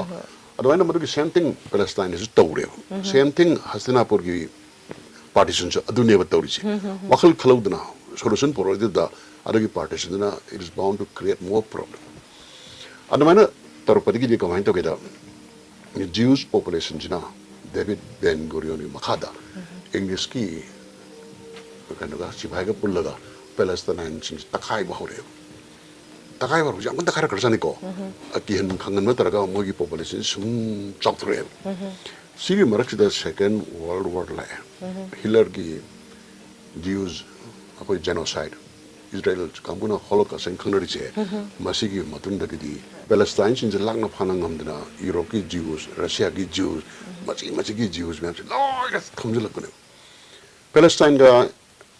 ꯕ꯭ꯔꯤꯇꯤꯁꯀ ꯌꯥꯅꯕ ꯃꯇꯨꯡꯗ ꯅꯣꯏ ꯄꯣꯄꯨꯂꯦꯁꯟꯁꯤꯗꯒꯤ ꯍꯦꯜꯂꯜꯂꯣꯏ ꯍꯥꯏꯔꯒ ꯀꯥꯏꯅ ꯇꯧꯔꯛꯄꯗꯨꯗ ꯕ꯭ꯔꯤꯇꯤꯁꯀꯤ ꯑꯗꯨꯗ ꯂꯩꯔꯤꯕ ꯐꯣꯔꯁꯇꯨꯅ ꯆꯪꯁꯤꯜꯂꯛꯏꯕ ꯔꯤꯐ꯭ꯌꯨꯖꯤ ꯃꯌꯥꯝꯗ ꯊꯤꯡꯅꯕ ꯌꯥꯝ ꯍꯣꯠꯅꯈꯤ ꯑꯣꯠꯂꯤꯕ ꯌꯥꯝ ꯌꯥꯎꯈꯤ ꯊꯨꯡꯉꯔꯕ ꯖꯍꯥꯖ ꯑꯃꯁꯦ ꯃꯅꯤꯡꯒ ꯍꯜꯍꯟꯗꯅ ꯁꯥꯏꯄ꯭ꯔꯁꯇ ꯂꯩꯔꯁꯨ ꯀꯥꯏ ꯊꯥꯕ ꯃꯤꯑꯣꯠ ꯌꯥꯝ ꯇꯧꯈꯤꯕ ꯃꯤꯑꯣꯠꯃꯤꯅ ꯍꯥꯏꯇꯥꯔꯦ ꯃꯤ ꯌꯥꯝ ꯋꯥꯍꯟꯈꯤ ꯍꯥꯏꯇꯥꯔꯦ ꯑꯗꯨꯒꯤ ꯉꯁꯥꯏꯒꯤ ꯍꯒꯥꯅꯥ ꯍꯥꯏꯅ ꯂꯩꯔꯤꯁꯦ ꯃꯁꯤꯅ ꯃꯣꯏꯒꯤ ꯃꯤꯆꯪ ꯑꯣꯏꯅꯕ ꯕ꯭ꯔꯤꯇꯤꯁ ꯐꯣꯔꯁꯀꯤ ꯃꯥꯌꯣꯛꯇ ꯑꯀꯟꯕ ꯇꯦꯔꯣꯔꯤꯁ ꯂꯥꯟ ꯇꯧꯔꯛꯑꯦꯕ ꯌꯥꯝ ꯀꯟꯅ ꯇꯧꯔꯛꯈ꯭ꯔꯖꯥꯠꯅꯤ ꯑꯀꯟꯕ ꯇꯦꯔꯣꯔꯤꯁ ꯂꯥꯟ ꯇꯧꯔꯛꯄ ꯁ꯭ꯋꯥꯏꯁꯤꯗ ꯕ꯭ꯔꯤꯇꯦꯟꯁꯨ ꯁꯦꯀꯦꯟ ꯋꯥꯔꯜ ꯋꯥꯔꯒꯤ ꯗꯝ ꯂꯣꯏꯔꯛꯄꯅꯦ ꯆꯣꯛꯊꯔꯛꯄꯅꯦ ꯑꯗꯒꯤ ꯃꯣꯏꯒꯤ ꯀꯣꯂꯣꯅꯤ ꯃꯌꯥꯝꯁꯦ ꯃꯦꯟꯇꯦꯟ ꯇꯧꯕ ꯉꯝꯃꯛꯇ꯭ꯔꯦ ꯂꯥꯟ ꯍꯧꯔꯛꯀꯗ꯭ꯔꯦ 1947ꯗꯐꯥꯎ ꯏꯟꯗꯤꯌꯥ ꯏꯟꯗꯤꯄꯦꯟꯗꯦꯟ ꯄꯤꯊꯣꯔꯛꯑꯦꯅ ꯑꯐ꯭ꯔꯤꯀꯥꯗꯁꯨ ꯃꯌꯥꯝ ꯄꯤꯔꯦ ꯕꯔꯃꯥꯁꯨ ꯄꯤꯊꯣꯛꯈ꯭ꯔꯦ ꯀꯣ ꯁꯨꯃꯥꯏꯅ ꯇꯧꯗꯅ ꯇꯧꯔꯛꯄꯁꯤꯗ ꯃꯣꯏ ꯀꯣꯂꯣꯅꯤ ꯑꯃ ꯍꯥꯏꯇꯥꯔꯦ ꯄꯦꯂꯦꯁꯇꯥꯏꯟꯁꯤꯁꯨ ꯁꯤꯒꯤ ꯄ꯭ꯔꯣꯕ꯭ꯂꯦꯝꯁꯦ ꯃꯣꯏ ꯃꯀꯣꯛ ꯁꯥꯔꯦ ꯄꯥꯏꯅꯤꯡꯗ꯭ꯔꯦ ꯉꯝꯁꯨ ꯉꯝꯗ꯭ꯔꯦꯕ ꯑꯗꯨꯅ ꯃꯣꯏꯅ ꯍꯧꯗꯣꯛꯑꯝꯕ ꯄ꯭ꯔꯣꯕ꯭ꯂꯦꯝ ꯄꯥꯔꯇꯤꯁꯟ ꯑꯣꯐ ꯄꯦꯂꯦꯁꯇꯥꯏꯟꯁꯦ ꯃꯁꯤꯒꯤ ꯍꯦꯗꯦꯛ ꯃꯌꯥꯝꯁꯦ U N O ꯂꯤꯡꯈꯠꯂꯦ ꯑꯗꯨꯗꯀꯣ U N ꯑꯣꯗ ꯁꯤꯟꯅꯔꯝꯃꯒ ꯃꯣꯏꯅ ꯐ꯭ꯔꯤ ꯊꯥꯗꯣꯛꯑꯝꯕꯅꯦꯕ ꯑꯩꯈꯣꯏꯒꯤ ꯁ꯭ꯋꯥꯏꯒꯤ ꯃꯇꯥꯡꯗ ꯄꯦꯂꯦꯁꯇꯥꯏꯟꯁꯦ ꯄꯥꯔꯇꯤꯁꯟ ꯇꯧꯕꯒꯤ ꯃꯇꯥꯡꯗ ꯖꯤꯌꯨꯁꯤꯅ ꯂꯝ ꯃꯆꯦꯠ ꯑꯃꯇꯪ ꯐꯪꯉꯁꯨ ꯖꯤꯌꯨꯁꯤꯅ ꯍꯔꯥꯎꯅ ꯋꯦꯜꯀꯝ ꯇꯧꯋꯦꯕ ꯃꯣꯏꯅ ꯈꯪꯉꯦꯕ ꯃꯈꯣꯏꯅ ꯃꯤꯂꯤꯇꯔꯤꯒꯤ ꯂꯥꯏꯟꯗ ꯍꯦꯟꯅ ꯑꯣꯔꯒꯅꯥꯏꯖ ꯇꯧꯏ ꯄꯦꯂꯦꯁꯇꯥꯏꯟ ꯑꯔꯕ ꯃꯌꯥꯝꯁꯦ ꯃꯤꯂꯤꯇꯔꯤ ꯑꯣꯔꯒꯅꯥꯏꯖꯦꯁꯟ ꯁꯣꯜꯂꯤ ꯃꯣꯏꯗ ꯁꯄꯣꯔꯠ ꯇꯧꯒꯗꯕ ꯅꯛꯅꯕꯗ ꯂꯩꯔꯤꯕ ꯑꯔꯕ ꯂꯩꯕꯥꯛ ꯖꯣꯔꯗꯥꯟ ꯑꯗꯨꯗꯒꯤ ꯁꯦ ꯏꯖꯤꯞ ꯂꯣꯏꯅ ꯃꯤꯂꯤꯇꯔꯤ ꯑꯣꯔꯒꯅꯥꯏꯖꯦꯁꯟ ꯂꯤꯡꯗ꯭ꯔꯤꯕ ꯑꯗꯨꯅ ꯕ꯭ꯔꯤꯇꯤꯁꯁꯤꯕꯨ ꯆꯠꯈ꯭ꯔꯗꯤ ꯑꯩꯈꯣꯏꯅ ꯄꯦꯂꯦꯁꯇꯥꯏꯟꯁꯦ ꯑꯩꯈꯣꯏꯒꯤ ꯂꯝ ꯂꯧꯕ ꯌꯥꯅꯤ ꯃꯣꯏ ꯌꯥꯝ ꯃꯨꯟꯅ ꯈꯪꯉꯦꯕ ꯑꯗꯨꯗꯒꯤꯗꯤ ꯕ꯭ꯔꯤꯇꯤꯁ ꯍꯦꯛ ꯆꯠꯈꯤꯕꯗꯩꯗꯤ ꯕ꯭ꯔꯤꯇꯤꯁ ꯆꯠꯈꯤꯅꯤꯁꯤ ꯃꯣꯏ ꯍꯥꯟꯅ ꯈꯪꯕꯗꯤ ꯅꯠꯇꯦꯕ ꯃꯣꯏꯒꯤ ꯄꯣꯄꯨꯂꯦꯁꯟ 30% ꯈꯛꯇꯅꯦꯕ ꯑꯗꯥꯏ ꯀꯥꯟꯗ ꯂꯩꯔꯤꯁꯦ ꯄꯦꯂꯦꯁꯇꯥꯏꯟꯅ 70% ꯃꯣꯏꯅ ꯃꯦꯖꯣꯔꯤꯇꯤꯅꯤ ꯂꯤग ꯑꯣꯐ ꯅꯦꯁꯟꯅ ꯃꯈꯣꯏꯗ ꯖꯁꯇꯤꯁ ꯇꯧꯔꯛꯀꯅꯤꯅ ꯈꯣꯡꯒ꯭ꯔꯥꯏ ꯅꯤꯛꯏꯉꯩꯗ ꯈꯪꯍꯧꯗꯅ ꯖꯤꯌꯨꯁꯤꯅ ꯃꯣꯏꯒꯤ ꯍꯒꯥꯅꯥꯁꯦ ꯁꯤꯖꯤꯟꯅꯔꯒ ꯕ꯭ꯔꯤꯇꯤꯁ ꯆꯠꯈ꯭ꯔ ꯃꯇꯨꯡꯗ ꯕ꯭ꯔꯤꯇꯤꯁ ꯇꯥꯟꯕꯁꯦ ꯃꯣꯏꯅ ꯆꯠꯅꯤꯡꯗꯕ ꯁꯤꯜꯂꯛꯄꯅꯦꯕ ꯇꯦꯔꯣꯔꯤꯖꯝꯒꯤ ꯊ꯭ꯔꯨꯗ ꯉꯁꯤ ꯏꯁ꯭ꯔꯥꯏꯜꯅ ꯄꯦꯂꯦꯁꯇꯥꯏꯟꯁꯀꯤꯗ ꯇꯦꯔꯣꯔꯤꯖꯝ ꯇꯧꯋꯦꯅ ꯆꯥꯔꯖ ꯇꯧꯋꯤ ꯆꯨꯝꯃꯦꯕꯀꯣ ꯍꯧꯖꯤꯛ ꯑꯣꯏꯅ ꯇꯦꯔꯣꯔꯤꯖꯝ ꯍꯧꯗꯣꯛꯄꯗꯤ ꯃꯣꯏꯅꯦꯕ ꯍꯥꯟꯅ ꯑꯩꯅ ꯀꯅꯥꯝꯇꯗ ꯑꯦꯀ꯭ꯌꯨꯁ ꯇꯧꯕ ꯀꯅꯥꯅꯁꯨ ꯃꯤ ꯂꯥꯜꯂꯒ ꯌꯥꯎꯗꯦꯀꯣ ꯍꯤꯁꯇ꯭ꯔꯤꯒꯤ ꯐꯦꯛ ꯉꯥꯛꯇꯅꯦ ꯑꯩꯅ ꯍꯥꯏꯖꯔꯤꯁꯦ ꯑꯗꯩ 30% ꯂꯩꯍꯧꯕ ꯀꯥꯡꯕꯨꯁꯤꯅ ꯄꯦꯂꯦꯁꯇꯥꯏꯟꯗ ꯈꯨꯟꯗꯥꯔꯤꯕ ꯃꯨꯁꯂꯤꯝ ꯄꯣꯄꯨꯂꯦꯁꯟ ꯄꯦꯂꯦꯁꯇꯥꯏꯟ ꯑꯔꯕꯁꯤꯡꯁꯤꯗ ꯑꯉꯛꯄ ꯃꯈꯜꯒꯤ ꯇꯦꯔꯣꯔꯤꯖꯝꯁꯦ ꯇꯧꯔꯛꯄꯅꯦꯕ ꯃꯤꯒꯁꯦ ꯄꯨꯂꯞ ꯄꯨꯂꯞ ꯍꯥꯠꯇꯅ ꯅꯨꯄꯤ ꯑꯉꯥꯡ ꯈꯥꯛꯇꯕꯤꯗ ꯌꯥꯝ ꯊꯤꯅ ꯇꯦꯔꯣꯔꯤꯖꯝꯁꯦ ꯌꯥꯝ ꯀꯟꯅ ꯇꯧꯈ꯭ꯔꯦ ꯃꯗꯨꯒꯤ ꯃꯣꯏꯅ ꯇꯧꯔꯛꯄ ꯇꯦꯔꯣꯔꯤꯖꯝꯁꯤꯗ ꯄꯦꯂꯦꯁꯇꯥꯏꯟ ꯅꯨꯄꯤ ꯑꯉꯥꯡ ꯃꯌꯥꯝꯁꯦ ꯀꯤꯗꯅ ꯃꯈꯣꯏꯁꯦ ꯂꯝꯁꯦ ꯊꯥꯗꯣꯛꯑ ꯆꯦꯟꯈꯤꯗ ꯃꯣꯏ ꯔꯤꯐ꯭ꯌꯨꯖꯤ 4 ꯃꯊꯛꯇ ꯆꯦꯟꯈꯤꯕꯀꯣ ꯂꯝꯗꯤ ꯄꯨꯔꯥ ꯍꯥꯡꯍꯧꯔꯦꯅ ꯏꯁ꯭ꯔꯥꯏꯜꯒꯤ ꯌꯥꯝ ꯁꯥꯊꯤꯕꯅ ꯍꯥꯡꯍꯧꯔꯤꯕ ꯂꯝꯁꯤꯡꯗꯨꯗ ꯃꯈꯣꯏꯒꯤ ꯃꯁꯤꯡ ꯌꯥꯝꯅ ꯍꯥꯏꯖꯤꯜꯂꯤꯕ ꯔꯤꯐ꯭ꯌꯨꯖꯤꯁꯤꯡꯁꯦ ꯈꯨꯟꯗꯥ ꯂꯩꯇꯥꯅꯕ ꯁꯠ ꯄꯤꯁꯟꯕꯤꯗꯅꯦꯕ ꯄꯣꯄꯨꯂꯦꯁꯟꯁꯦ ꯃꯣꯏꯅ ꯃꯦꯖꯣꯔꯤꯇꯤ ꯑꯣꯏꯅꯕ ꯍꯥꯏꯅ ꯁꯨꯃꯥꯏꯅ ꯇꯧꯗꯅ ꯑꯩꯈꯣꯏꯒꯤ ꯆꯠꯊꯔꯒ ꯈꯪꯍꯧꯗꯅ ꯄꯦꯂꯦꯁꯇꯥꯏꯟꯁꯤꯗ ꯑꯩꯈꯣꯏꯒꯤ ꯃꯦꯖꯣꯔꯤꯇꯤꯁꯦ ꯖꯤꯌꯨꯁꯅ ꯑꯣꯏꯈ꯭ꯔꯦꯕꯀꯣ ꯑꯗꯨꯒꯤ ꯃꯇꯨꯡꯗ ꯍꯥꯏꯁꯤꯅꯗꯤ ꯑꯣꯖꯥ ꯇꯥꯡꯀꯛꯁꯤ ꯐꯥꯎꯕꯗ ꯍꯥꯟꯅ ꯃꯐꯝꯗꯨꯒꯤ ꯌꯦꯜꯍꯧꯃꯤ ꯑꯣꯏꯔꯝꯕ ꯖꯤꯎꯅ ꯃꯄꯥꯟꯗ ꯂꯩꯈ꯭ꯔꯕ ꯃꯇꯨꯡ ꯑꯃꯨꯛ ꯋꯥꯔꯜ ꯋꯥꯔ 1 ꯑꯁꯤ ꯂꯣꯏꯁꯜꯂꯝꯗꯥꯏ ꯑꯁꯥꯏꯁꯤꯗ ꯑꯃꯨꯛ ꯍꯜꯂꯛꯄꯩ ꯃꯇꯨꯡꯗꯗꯤ ꯃꯈꯣꯏꯒꯤ ꯃꯔꯛꯇ ꯑꯃꯨꯛ ꯑꯟꯅꯦꯆꯔꯦꯜ ꯒ꯭ꯔꯣꯠ ꯑꯣꯐ ꯄꯣꯄꯨꯂꯦꯁꯟꯁꯦ ꯃꯌꯥꯝ ꯎꯕ ꯐꯪꯈ꯭ꯔꯦ ꯅꯦꯆꯔꯦꯜ ꯒ꯭ꯔꯣꯠ ꯍꯥꯏꯅ ꯍꯥꯏꯕ ꯌꯥꯏ ꯑꯗꯣ ꯃꯣꯏꯗꯤ ꯃꯄꯥꯟꯗ ꯂꯣꯏ ꯉꯥꯏ ꯂꯩꯔꯕꯅꯤꯅ ꯃꯁꯤꯒꯤ ꯄ꯭ꯔꯣꯕ꯭ꯂꯦꯝꯁꯦ ꯈꯨꯗꯣꯡꯊꯤꯕꯁꯦ ꯑꯩꯈꯣꯏ ꯃꯩꯇꯩꯗꯁꯨ ꯃꯅꯤꯄꯨꯔꯗꯁꯨ ꯂꯩꯌꯦꯕ ꯃꯅꯤꯄꯨꯔꯗ ꯂꯩꯕ ꯀꯨꯀꯤ ꯃꯁꯤꯡ ꯌꯥꯝꯗꯦ ꯍꯣꯏ ꯃ꯭ꯌꯥꯟꯃꯥꯔꯗ ꯃꯈꯣꯏ ꯋꯥꯠꯇꯅꯕ ꯂꯩꯌꯦꯕ ꯍꯣꯏ ꯑꯗꯣ ꯍꯤꯁꯇ꯭ꯔꯤꯗꯒꯤ ꯑꯇꯩꯒꯤꯗꯤ ꯈꯪꯗꯦ ꯑꯩꯈꯣꯏꯒꯤ ꯍꯣꯝꯂꯦꯟ ꯃꯅꯤꯄꯨꯔꯁꯦ ꯃꯁꯤꯗꯁꯨ ꯑꯩꯈꯣꯏ ꯄꯔꯥꯁꯤ ꯇꯝꯒꯗꯕꯅꯦꯕ ꯑꯩꯈꯣꯏ ꯃꯦꯖꯣꯔꯤꯇꯤꯅ ꯉꯁꯤ ꯈꯨꯔꯥꯏ ꯅꯤꯛꯇꯨꯅ ꯂꯩꯊꯣꯛꯄ ꯃꯇꯝ ꯅꯠꯇꯦꯕꯀꯣ ꯏꯖꯔꯥꯏꯜ ꯍꯥꯏꯁꯤ ꯖꯤꯎꯁꯤꯡꯒꯤ ꯁ꯭ꯇꯦꯠꯅꯤ ꯉꯁꯥꯏꯒꯤ ꯖꯥꯏꯑꯣꯅꯤꯖꯝꯒꯤ ꯑꯦꯛꯁꯇꯦꯟꯁꯟꯅꯤ ꯍꯣꯏ ꯑꯗꯣ ꯋꯥꯔꯜꯒꯤ ꯂꯩꯕꯥꯛ ꯃꯌꯥꯝ ꯑꯃꯅ ꯔꯦꯀꯣꯛꯅꯥꯏꯖ ꯇꯧꯏ ꯂꯩꯕꯥꯛ ꯃꯌꯥꯝ ꯑꯃꯅ ꯀꯟꯗꯦꯝ ꯇꯧꯏ ꯍꯣꯏ ꯃꯇꯝꯗꯨꯗ ꯀꯣꯜ ꯋꯥꯔ ꯆꯠꯊꯕ ꯍꯧꯔꯛꯑꯦꯕ ꯑꯩꯈꯣꯏ ꯁꯣꯚꯤꯌꯦꯠ ꯌꯨꯅꯤꯌꯟ ꯁꯣꯚꯤꯌꯦꯠ ꯕ꯭ꯂꯣꯛ ꯑꯅ ꯇꯣꯉꯥꯟꯅ ꯂꯩꯔꯦ ꯑꯗꯒꯤ ꯅꯦꯇꯣ ꯀꯟꯇ꯭ꯔꯤꯅ ꯋꯦꯁꯇ ꯑꯃꯨꯛ ꯀꯣꯜ ꯋꯥꯔ ꯀꯩꯅꯣꯁꯨ ꯂꯩꯔꯦꯕ ꯍꯣꯏ ꯑꯗꯣ ꯑꯃꯦꯔꯤꯀꯥꯅ ꯂꯨꯆꯤꯡꯉꯒ ꯁ꯭ꯇꯦꯠ ꯑꯣꯐ ꯏꯖꯔꯥꯏꯜꯗ ꯁꯄꯣꯔꯠ ꯇꯧꯋꯦ ꯑꯗꯣ ꯁꯣꯚꯤꯌꯦꯠ ꯕ꯭ꯂꯣꯛ ꯁꯤꯅ ꯏꯖꯔꯥꯏꯜ ꯑꯃꯠꯇ ꯔꯦꯀꯣꯛꯅꯥꯏꯖ ꯇꯧꯗꯦ ꯏꯟꯗꯤꯌꯥꯁꯨ ꯃꯇꯝꯗꯨꯗ ꯏꯖꯔꯥꯏꯜ ꯔꯦꯀꯣꯛꯅꯥꯏꯖ ꯇꯧꯗꯦꯕ ꯏꯟꯗꯤꯌꯥꯁꯦ ꯄꯦꯂꯦꯁꯇꯥꯏꯟꯒꯤ 4ꯗ ꯂꯩꯔꯤꯕꯀꯣ ꯑꯣꯀꯦ ꯍꯧꯖꯤꯛꯄꯨꯗꯤ ꯍꯟꯗꯛꯀꯤ ꯋꯥꯔꯁꯤꯗ ꯄ꯭ꯔꯥꯏꯝ ꯃꯤꯅꯤꯁꯇꯔ ꯃꯣꯗꯤꯅ ꯏꯖꯔꯥꯏꯜꯗ ꯁꯄꯣꯔꯠ ꯇꯧꯕꯒꯤ ꯀꯩꯅꯣ ꯐꯣꯡꯗꯣꯛꯈ꯭ꯔꯦꯗꯅ ꯍꯣꯏ ꯃꯇꯝꯗꯨꯗ ꯏꯟꯗꯤꯌꯥꯁꯨ ꯁꯣꯚꯤꯌꯦꯠ ꯕ꯭ꯂꯣꯛꯀꯤ ꯒ꯭ꯔꯨꯞꯇ ꯅꯟꯗꯂꯥꯏꯟ ꯑꯣꯏꯖꯔꯒꯁꯨ ꯑꯗꯨꯃꯥꯏꯅ ꯂꯩꯕꯅꯤꯅ ꯏꯖꯔꯥꯏꯜ ꯔꯦꯀꯣꯛꯅꯥꯏꯖ ꯌꯥꯝ ꯁꯥꯡꯅ ꯇꯧꯗꯦꯕ ꯍꯣꯏ ꯁꯨꯃꯥꯏꯅ ꯇꯧꯔꯤꯁꯤꯗ ꯌꯨ ꯑꯦꯟ ꯁꯤ ꯃꯌꯥ ꯌꯥꯎꯗꯕ ꯄꯤꯁ ꯀꯤꯄꯔ ꯑꯣꯏꯅ ꯇꯧꯔꯛꯏꯁꯦ ꯀꯩꯅꯣꯗ ꯍꯧꯖꯤꯛꯁꯦ ꯂꯥꯟꯁꯦ ꯑꯖꯔꯕꯩꯖꯥꯟꯒ ꯑꯥꯔꯃꯦꯅꯤꯌꯥꯒꯁꯨ ꯂꯥꯟ ꯍꯟꯗꯛꯀ ꯇꯧꯅꯔꯤꯁꯦ ꯑꯅꯤꯔꯛ ꯁꯨꯔꯅꯤ ꯍꯣꯏ ꯍꯟꯗꯛꯁꯦ ꯑꯥꯔꯃꯦꯅꯤꯌꯥꯒꯤ ꯂꯝ ꯑꯣꯏꯔꯝꯕ ꯃꯣꯏꯒꯤ ꯂꯝ ꯃꯃꯤꯡ ꯀꯔꯤ ꯅꯣꯒꯣꯔꯣ ꯀꯩꯅꯣꯝ ꯍꯥꯏꯕꯅꯤ ꯍꯣꯏ ꯑꯗꯨ ꯑꯖꯔꯕꯩꯖꯥꯟ ꯑꯃꯨꯛ ꯂꯧꯁꯟꯈ꯭ꯔꯦꯅ ꯁꯤ ꯍꯣꯏ ꯑꯃꯅ ꯑꯃꯨꯛ ꯂꯧꯁꯟ ꯏꯟꯗꯤꯌꯥꯅ ꯁꯤꯗꯩꯗ ꯑꯥꯔꯃꯦꯅꯤꯌꯥꯗ ꯃꯤꯁꯥꯏꯜ ꯃꯌꯥꯝ ꯄꯤ ꯇꯔꯀꯤꯅ ꯑꯖꯔꯕꯩꯖꯥꯟꯗ ꯃꯣꯏ ꯃꯨꯁꯂꯤꯝ ꯀꯟꯇ꯭ꯔꯤ ꯑꯖꯔꯕꯩꯖꯥꯟꯁꯨ ꯑꯗꯨꯗ ꯃꯣꯏꯁꯨ ꯃꯤꯁꯥꯏꯜ ꯇꯦꯡꯁ ꯍꯥꯕꯤ ꯃꯌꯥꯝ ꯄꯤꯔꯤ ꯁꯤꯒꯨꯝꯕ ꯀꯦꯁꯇ ꯀꯩꯅꯣ ꯇꯧꯋꯦ ꯑꯗꯨꯗ ꯌꯥꯝ ꯉꯛꯄ ꯑꯃ ꯊꯦꯡꯅꯩ ꯍꯟꯗꯛꯅ ꯑꯁꯤꯒꯤ ꯃꯇꯥꯡꯁꯤ ꯁ꯭ꯇꯗꯤ ꯇꯧꯔꯛꯄꯗ ꯁꯦꯀꯦꯟ ꯋꯥꯔꯜ ꯋꯥꯔ ꯃꯇꯝꯐꯥꯎꯗ ꯂꯩꯕꯥꯛ ꯑꯃꯅ ꯑꯩꯈꯣꯏꯒꯤ ꯃꯥꯒꯤ ꯖꯒꯥ ꯑꯃ ꯕꯥꯏ ꯀꯪꯀꯦꯁ ꯃꯤꯂꯤꯇꯔꯤ ꯐꯣꯔꯁ ꯁꯤꯖꯤꯟꯅꯔꯒ ꯀꯪꯀꯔ ꯇꯧꯕ ꯉꯝꯃꯒꯗꯤ ꯍꯣꯏ ꯂꯩꯕꯥꯛꯇꯨ ꯃꯥꯅ ꯔꯨꯜ ꯇꯧꯕꯒꯤ ꯔꯥꯏꯠ ꯑꯃ ꯏꯟꯇꯔꯅꯦꯁꯅꯦꯜ ꯂꯣꯗ ꯌꯥꯎ ꯂꯩꯔꯝꯃꯦꯕ ꯑꯣ ꯑꯗꯣ ꯁꯤ ꯁꯦꯀꯦꯟ ꯋꯥꯔꯜ ꯋꯥꯔꯒꯤ ꯃꯇꯝꯐꯥꯎ ꯆꯠꯅꯔꯝꯃꯦꯕ ꯁꯤ ꯂꯣꯁꯦ ꯏꯟꯇꯔꯅꯦꯁꯅꯦꯜ ꯂꯣꯗ ꯑꯩꯈꯣꯏ ꯑꯀꯟꯕ ꯃꯤꯂꯤꯇꯔꯤ ꯄꯋꯥꯔ ꯑꯃꯅ ꯍꯥꯏꯕꯗꯤ ꯃꯇꯝꯗꯨꯗ ꯂꯩꯔꯤꯕ ꯃꯤꯂꯤꯇꯔꯤ ꯄꯋꯥꯔ ꯌꯨꯔꯣꯞꯀꯤ ꯂꯩꯕꯥꯛ ꯃꯌꯥꯝ ꯑꯃꯦꯔꯤꯀꯥ ꯃꯈꯣꯏꯅ ꯑꯐ꯭ꯔꯤꯀꯥ ꯅꯠꯇ꯭ꯔꯒ ꯑꯦꯁꯤꯌꯥꯒꯤ ꯂꯩꯕꯥꯛ ꯃꯌꯥꯝꯁꯦ ꯃꯣꯏꯅ ꯉꯝꯃꯒ ꯁꯥꯌꯦꯟ ꯉꯥꯌꯦꯟ ꯂꯧꯕꯗ ꯃꯣꯏꯒꯤ ꯀꯣꯂꯣꯅꯤꯅꯦꯅ ꯃꯣꯏꯒꯤ ꯔꯥꯏꯠ ꯑꯃ ꯂꯩꯌꯦꯕ ꯂꯣ ꯑꯃ ꯏꯟꯇꯔꯅꯦꯁꯅꯦꯜ ꯂꯣꯗ ꯂꯩꯔꯝꯃꯦꯕ ꯃꯁꯤ ꯁꯦꯀꯦꯟ ꯋꯥꯔꯜ ꯋꯥꯔꯒꯤ ꯃꯇꯨꯡꯗ ꯌꯨ ꯑꯦꯟ ꯂꯩꯊꯣꯛꯂꯀꯥꯟꯗ ꯆꯠꯅꯔꯒꯨꯝꯁꯤꯅ ꯆꯠꯅꯈꯤꯗꯕꯗꯧ ꯇꯧꯋꯦꯕ ꯍꯣꯏ ꯑꯗꯨꯕꯨ ꯍꯧꯖꯤꯛꯐꯥꯎ ꯗꯤꯐꯦꯛꯇꯤꯚ ꯑꯣꯏꯅ ꯆꯠꯅꯔꯤꯕ ꯑꯩꯈꯣꯏꯒꯤ right to rule by virtue of ꯀꯪꯀꯦꯁ ꯍꯥꯏꯕꯁꯦ ꯁꯦꯀꯦꯟ ꯋꯥꯔꯜ ꯋꯥꯔꯒꯤ ꯃꯇꯨꯡꯗ ꯂꯣꯏꯔꯦꯅ ꯂꯧꯔꯒꯁꯨ ꯍꯧꯖꯤꯛ ꯏꯖꯔꯥꯏꯜꯗ ꯇꯧꯔꯤꯁꯤꯁꯨ ꯁꯤꯃꯛꯅꯦꯕ ꯑꯉꯝꯕꯅ ꯂꯝꯁꯦ ꯂꯧꯔꯒ ꯃꯥꯅ ꯄꯥꯏꯁꯟꯈ꯭ꯔꯗꯤ ꯃꯥꯒꯤ ꯂꯝ ꯑꯣꯏꯕꯒꯤ ꯐꯤꯕꯝꯁꯦ ꯍꯧꯖꯤꯛꯐꯥꯎ ꯏꯟꯗꯤꯐꯦꯛꯇꯤꯚ ꯑꯣꯏꯅ ꯆꯠꯅꯔꯤꯕ ꯍꯧꯖꯤꯛ ꯔꯁꯤꯌꯥꯒ ꯎꯀ꯭ꯔꯦꯟꯒ ꯇꯧꯗꯣꯏꯁꯤꯅꯤ ꯀꯩꯒꯨꯝꯕ ꯔꯁꯤꯌꯥꯅ ꯂꯥꯟ ꯉꯝꯃꯦꯗꯅ ꯃꯌꯥꯝꯅ ꯌꯥꯒꯦꯔꯥ ꯌꯥꯔ ꯂꯥꯟ ꯃꯥꯏꯊꯤꯕ ꯃꯤꯗꯨꯒꯤ ꯔꯥꯏꯠ ꯑꯝꯇ ꯂꯩꯇꯕꯗꯨꯅ ꯔꯁꯤꯌꯥꯒꯤ ꯗꯤꯛꯇꯦꯠꯇ ꯑꯗꯨꯝ ꯆꯠꯈꯤꯗꯣꯏꯅꯦꯕ ꯁꯤ ꯋꯥꯐꯝꯁꯤꯃ ꯒꯜꯋꯥꯟꯒꯤꯗ ꯇꯧꯅꯔꯤꯁꯦ ꯍꯧꯖꯤꯛ ꯒꯜꯋꯥꯟꯒꯤꯗ ꯇꯧꯅꯔꯦ 1962ꯗ ꯆꯤꯅꯥꯅ ꯏꯟꯗꯤꯌꯥ ꯃꯥꯏꯊꯤꯕ ꯄꯤꯔꯦ ꯑꯗꯒꯤ ꯆꯤꯅꯥꯅ ꯄꯥꯏꯈꯤꯕ ꯂꯝꯁꯤꯡꯗꯣ ꯃꯈꯣꯏꯒꯤ ꯔꯥꯏꯠ ꯇꯨ ꯔꯨꯜ ꯕꯥꯏ ꯀꯪꯀꯦꯁ ꯍꯥꯏꯕ ꯑꯩꯈꯣꯏꯒꯤ ꯊꯤꯑꯣꯔꯤꯁꯤ ꯃꯈꯥꯗ ꯃꯣꯏꯅ ꯑꯗꯨꯝ ꯄꯥꯏꯁꯜꯂ ꯂꯩꯗꯅ ꯏꯟꯗꯤꯌꯥꯅ ꯀꯔꯤꯅ ꯑꯩꯈꯣꯏ ꯌꯨꯅꯣꯒꯤ ꯏꯟꯇꯔꯅꯦꯁꯅꯦꯜ ꯀꯣꯔꯠ ꯑꯣꯐ ꯖꯁꯇꯤꯁ ꯑꯗꯨꯗ ꯀꯥꯏ ꯂꯩꯗꯨꯗ ꯑꯦꯄꯤꯜ ꯇꯧꯔꯒ ꯍꯟꯗꯣꯛꯍꯟꯕꯤꯌꯨ ꯀꯥꯏ ꯍꯥꯏꯁꯨ ꯍꯥꯏꯗꯦ ꯍꯥꯏꯁꯨ ꯍꯥꯏꯅꯗꯦꯕꯁꯦ ꯁꯤ ꯑꯩꯈꯣꯏꯅ ꯑꯩꯈꯣꯏꯒꯤ ꯑꯣꯟ ꯃꯤꯂꯤꯇꯔꯤ ꯐꯣꯔꯁꯇ ꯍꯟꯗꯣꯛꯄ ꯇꯥꯕ ꯁꯤꯒꯨꯝꯕꯒꯤ ꯃꯇꯥꯡ ꯌꯧꯔꯛꯄ ꯆꯤꯟꯗꯅ ꯑꯆꯨꯝꯕꯔꯥꯟꯒꯤ ꯋꯥ ꯌꯥꯝ ꯉꯥꯡꯕ ꯑꯗꯨꯒ ꯁꯤꯒꯨꯝꯕ ꯀꯦꯁ ꯂꯥꯛꯄ ꯃꯇꯝꯗꯗꯤ ꯉꯁꯥꯏꯅ ꯃꯀꯣꯛꯇ ꯃꯍꯥꯚꯥꯔꯠꯀꯤ ꯍꯥꯏꯕꯗꯣ ꯀꯟꯐ꯭ꯂꯤꯛ ꯅꯠꯇ꯭ꯔꯒ ꯋꯥꯔꯁꯤꯅ ꯑꯆꯨꯝꯕꯔꯥꯟꯁꯦ ꯗꯤꯁꯥꯏꯠ ꯇꯧꯗꯣꯏꯅꯦꯕ ꯁꯤꯒꯤ ꯂꯥꯏꯟꯗ ꯍꯥꯏꯅꯕ ꯑꯃꯁꯨ ꯂꯩ ꯂꯥꯟꯗ ꯃꯥꯏ ꯄꯥꯛꯄꯁꯤꯡꯁꯤꯅ the victors they script history ꯃꯥꯏꯊꯤꯔꯕ ꯀꯥꯡꯕꯨꯁꯤꯅ ꯍꯤꯁꯇ꯭ꯔꯤ ꯀꯩꯁꯨ ꯏꯗꯦꯕ ꯃꯣꯏꯗꯤ ꯇꯦꯡꯊꯥꯔꯒ ꯑꯗꯨꯝ ꯂꯩꯍꯧꯗꯣꯏꯅꯦꯕ ꯍꯣꯏ ꯁꯥꯏꯒꯤ ꯑꯦꯔꯤꯌꯥꯁꯤꯗ pen is mightier than the sword ꯀꯥꯏ ꯂꯥꯜꯂꯛꯑꯦꯕ ꯍꯣꯏ ꯐꯣꯔꯁ ꯁꯣꯔꯠꯁꯦ ꯍꯣꯏ is history ꯏꯀꯥꯟꯗꯗꯤ they are the one who script history ꯍꯣꯏ ꯑꯗꯨꯗ might is right ꯀꯥꯏꯁꯦ ꯖꯪꯒꯜꯒꯤ ꯂꯣꯅꯒ ꯍꯥꯏꯅꯕꯁꯦ ꯑꯗꯨꯝ ꯍꯧꯖꯤꯛ ꯌꯥꯝ ꯀꯟꯅ ꯆꯠꯅꯔꯤꯕ ꯄꯣꯠꯅꯦꯕ ꯑꯩꯈꯣꯏꯒꯤ ꯙꯔꯃꯒꯤ ꯂꯥꯏꯟꯗꯤ ꯌꯦꯡꯉꯔꯕꯗꯤ ꯁꯩꯇ ꯃꯦꯐꯜ ꯖꯩꯇꯦ ꯑꯆꯨꯝꯕꯅ ꯖꯒꯣꯏ ꯀꯥꯏ ꯍꯥꯏꯗꯅ ꯑꯗꯨꯒ ꯍꯧꯖꯤꯛ ꯏꯟꯇꯔꯅꯦꯁꯅꯦಲ್ ꯏꯚꯦꯟꯠ ꯊꯣꯛꯏꯕ ꯃꯌꯥꯝꯁꯤꯗꯤ ꯃꯤꯂꯤꯇꯔꯤ ꯄꯋꯥꯔ ꯀꯟꯕ ꯂꯩꯕꯥꯛꯅ ꯑꯗꯨꯝ ꯕꯔꯥꯕꯔ ꯆꯨꯝꯕꯒꯤ ꯃꯑꯣꯡꯗ ꯂꯩꯌꯦꯕ ꯑꯗꯨꯗꯤ ꯗꯤꯀꯦꯠ ꯈꯔꯒꯤ ꯃꯇꯨꯡꯗ ꯑꯩꯈꯣꯏꯅ ꯍꯧꯖꯤꯛ ꯊꯣꯛꯏꯕ ꯀꯟꯐ꯭ꯂꯤꯛꯁꯤꯡꯁꯦ ꯍꯧꯖꯤꯛ ꯑꯥꯔꯃꯦꯅꯤꯌꯥꯒꯤꯕꯨ ꯑꯣꯏꯇꯥꯔꯒꯁꯨ ꯏꯖꯔꯦꯜ ꯄꯦꯂꯦꯁꯇꯥꯏꯟꯒꯤꯕꯨ ꯑꯣꯏꯇꯥꯔꯒꯁꯨ ꯌꯨꯀ꯭ꯔꯦꯟ ꯔꯁꯤꯌꯥꯒꯤꯕꯨ ꯑꯣꯏꯇꯥꯔꯒꯁꯨ ꯑꯉꯝꯕ ꯃꯤꯑꯣꯏꯗꯨꯒꯤ ꯃꯤꯠꯌꯦꯡꯗꯒꯤ ꯑꯣꯏꯅ ꯑꯩꯈꯣꯏꯅ ꯋꯥꯔꯤꯁꯦ ꯑꯃꯨꯛ ꯍꯤꯁꯇ꯭ꯔꯤꯁꯦ ꯑꯃꯨꯛ ꯌꯦꯡꯉꯛꯄ ꯀꯥꯟꯗ ꯃꯈꯣꯏꯒꯤ ꯃꯤꯠꯌꯦꯡꯗꯒꯤ ꯑꯣꯏꯅ ꯎꯅꯤ si habi masi history gi ne lisang kene yeng ka da angam mana barabar history ji cheme ba mai chi ba sing du gi kanana teng thabi ge kanana chum sakke hojik shu Israel ga Hamas ka tongri ba lan chi da question yam hangnari ba hoi masi da gi third world war je tholok pa ya bi chance lai jo hai ne kari gi roi da yamna hangya ba question amna world da Israel gi intelligence Mossad ari je top ne hai na rim ne ba hoi hoi Hamas na samai na landara kani je Mossad khanguk dabra chini da hoi adagi Gaza strip te lai se Israel adagi mate ngakthi chape ba sor ma bulitre moi jo open jail ne hai nei ba ko hoi akhoi gi tongan be administration ma lai ra so freedom ma che ram ta pi de ba akhoi gi chap chana chap khai ra ga khang ma ngam ta na Hamas na attack tar kan da ma khoi na khut tha gi chance Hamas ke soiri na moi je terrorist attack ne hai ba da define to khre ba hoi Israel khudong cha ba lo ra hojik se Gaza strip ta gi Palestine chi loi na ta khaining ba gi mod ma lai je koi khang ne ba hoi moi ni pau phu ba te mo khoi na Palestine pull up se Jewish state Israel sida wam ta ngai ke Gaza strip ta gi na Hamas ne attack tare phare attack taro are West Bank di Hamas ka ju samna ba na te na are West Bank da tari ba akhoi gi Palestinian mayam ji jo depopulate tamno ba Israel sina akan ba settlement to holi ba arga makhoi du ju jamana na laknari ba control to ba check to khade am ta khade freedom ji pi de ba hoi hena saudi di West Bank sini West Bank da gi su Palestinian population tak thok ba Gaza ji ju sit nan tak thok ba moi infrastructure loi thugai ba matang sidi da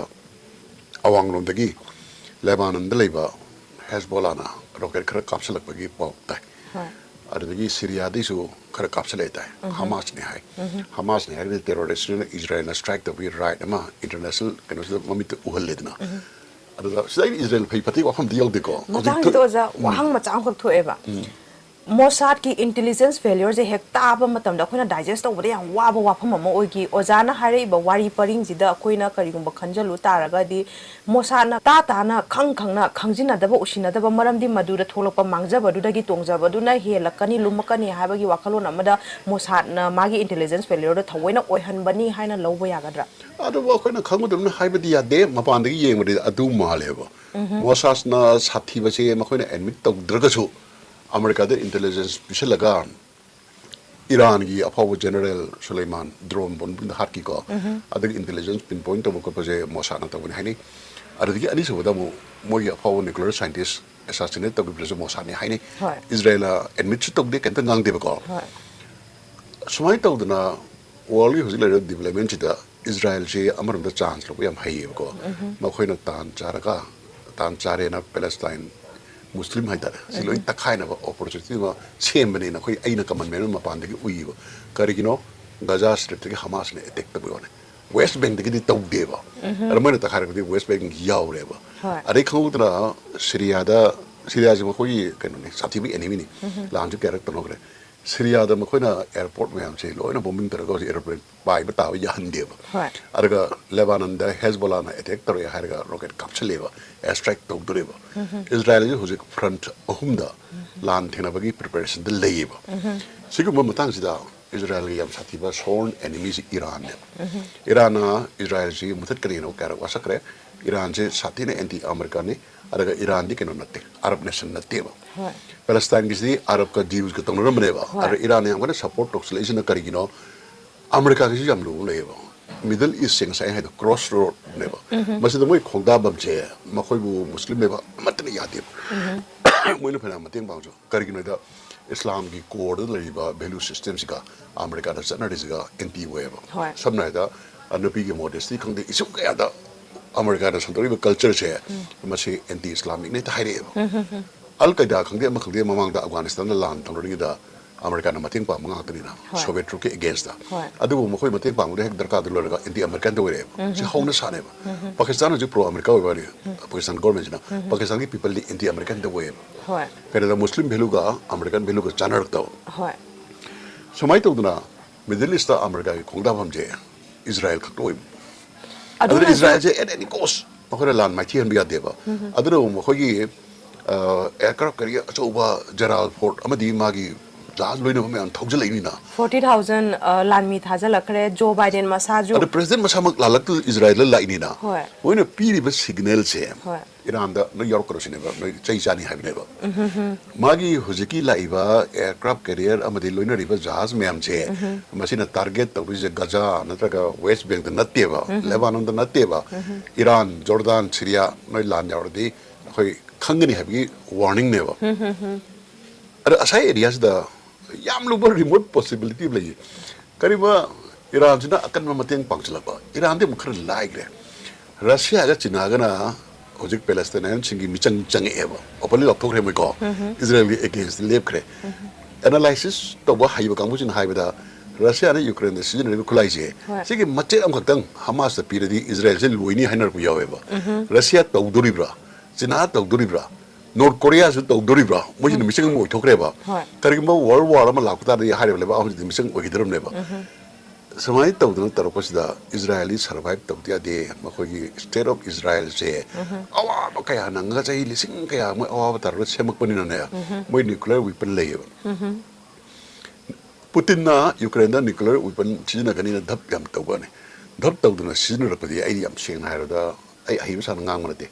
Israel gi nuclear weapon je Gaza da thadab yabante moi je sok turin West Bank da thadab yabate Lebanon da thadab yabate Iran je simoi target workane See, remote possibility. It is within the limit of possibility. I don't know. Aduga, see, ma'am, ye muragana. Ako Manipur pusalak sa context. Manipur ina hanjan warning tardi. Ngasay Palestinian sinata wood mina. Ako na majority na Congress electoral laibe ya de. Kasi Amisha Modi Central Force ng ngakpi din lektopo ya de. British force na kangug na Palestine thado chong kanda Jews na takagi bedo. Jews masing yam de hawani worldwide masing yam yame ako yu chap manan ako yu enemy ni le se Manipur majority na tergachu border wang de le masing yam yame military keno se ako lan hosi India ge ma hybrid na te ako prepared tor le hok se matam chupada India government ge central force na ako ngakpi ni le se ngakpi ni na khal ga le thok pa se masin lan gari ai na violence injan bagina te ko real situation na ground ye ga mai te moina akhoi chu sidagi para tamje hajabra hoi oza world geopolitics da Israel amadi Palestine gi matang oza na hape thambi kre masida lairiba country karam ba country na mayek seng na karam ba mai gai da lepli amadi kari gi da maglep pano habro khitanga kupthana habi asomai tawe Israel ga Arab land tamri se ahan bada 1948-49 go ani se bada 1956 ahum se bada 1967 Mari se bada 1973 adagi 1982 khwaidagi recent 2006 adagi matungda hojiki hanak tawrisiba 2023 gi se lan atago khudingi akhoigi Palestine haiba lamsida Israel state da akhoigi Palestine gi refugee machine hengaleba hybrid Israel la population je moi percentage sum handori aduna moi target se karino yankanda whole of Palestine je Jewish state Israel je winning base laire na hara khoi pot mayam je sabina da khoi khange hoi aduga ahan badlan je khoro kan earlier part Israel ga taina da Libya yauna aragi Egypt akan male wakta adigi loina Arab lebak trama se puna Israel against the lepe Soviet Union na sumatam da Arab lebak sin michang change America amadi NATO hosen power khrakna Israel kan lepe kan lepe da NATO amadi America gi khulai ne hena phai ha banate Israel ki determination hai sing bche moin khare hel nuclear bomb test sutu to dna nuclear weapon puthopang male bangi dna si achobe achievement na maneba moi survival instinct kyam wange da lana du yana ta was da mukta mai thi drive Israel moi territory je hena moi solidified takchale experience hena tanchale Arab lebak sing di manung da amadi kan yaro mi Egypt ka Syria ga Jordan ga ne Lebanon je Christian majority state wera me adagi Palestine thek ba thogoksna Muslim refugee yam khalak panina hojikti Muslim majority state wera Christian je tan na mo si mapande loina thok ngang to chana garana minority tare ba adaga Lebanon ju ngali tan Israel na changlaga lalo wo thiri ne ana attack to ne Israel akan force sorry Lebanon ja akan force oidreba hanaki lanji ta kamai ta Saudi Arabia na yamina kon lebak sika Israel ga America na broker torga amana recognize na peace treaty ba same ge na tawbagi hek mamang dene ba kanuna Hamas ki attack laise si karigino Hamas na tauribra Arab war na tauribra natraga tawhalibra si masim de kon haibung amdra sigi matang yor yam lusleba hoi aduga Saudi Arabia jam ina kunba sena bai bele bang makhoi ge sandhi ma tang lor di Israel ju lan ta bji yaroi dri moina thingak patigi moina sawi ni draga hana lan je tok thoga ko na sandhi tang ge khalibra sai ji yam lusleba hoi possibility di pak chawno lai kre yare akhoi gi permutation combination adu ki matik yang gre ko hoi adaga Israel gi akhoi gi kari haitare mogi survival instinct che si jam sati na wa sida akhoi na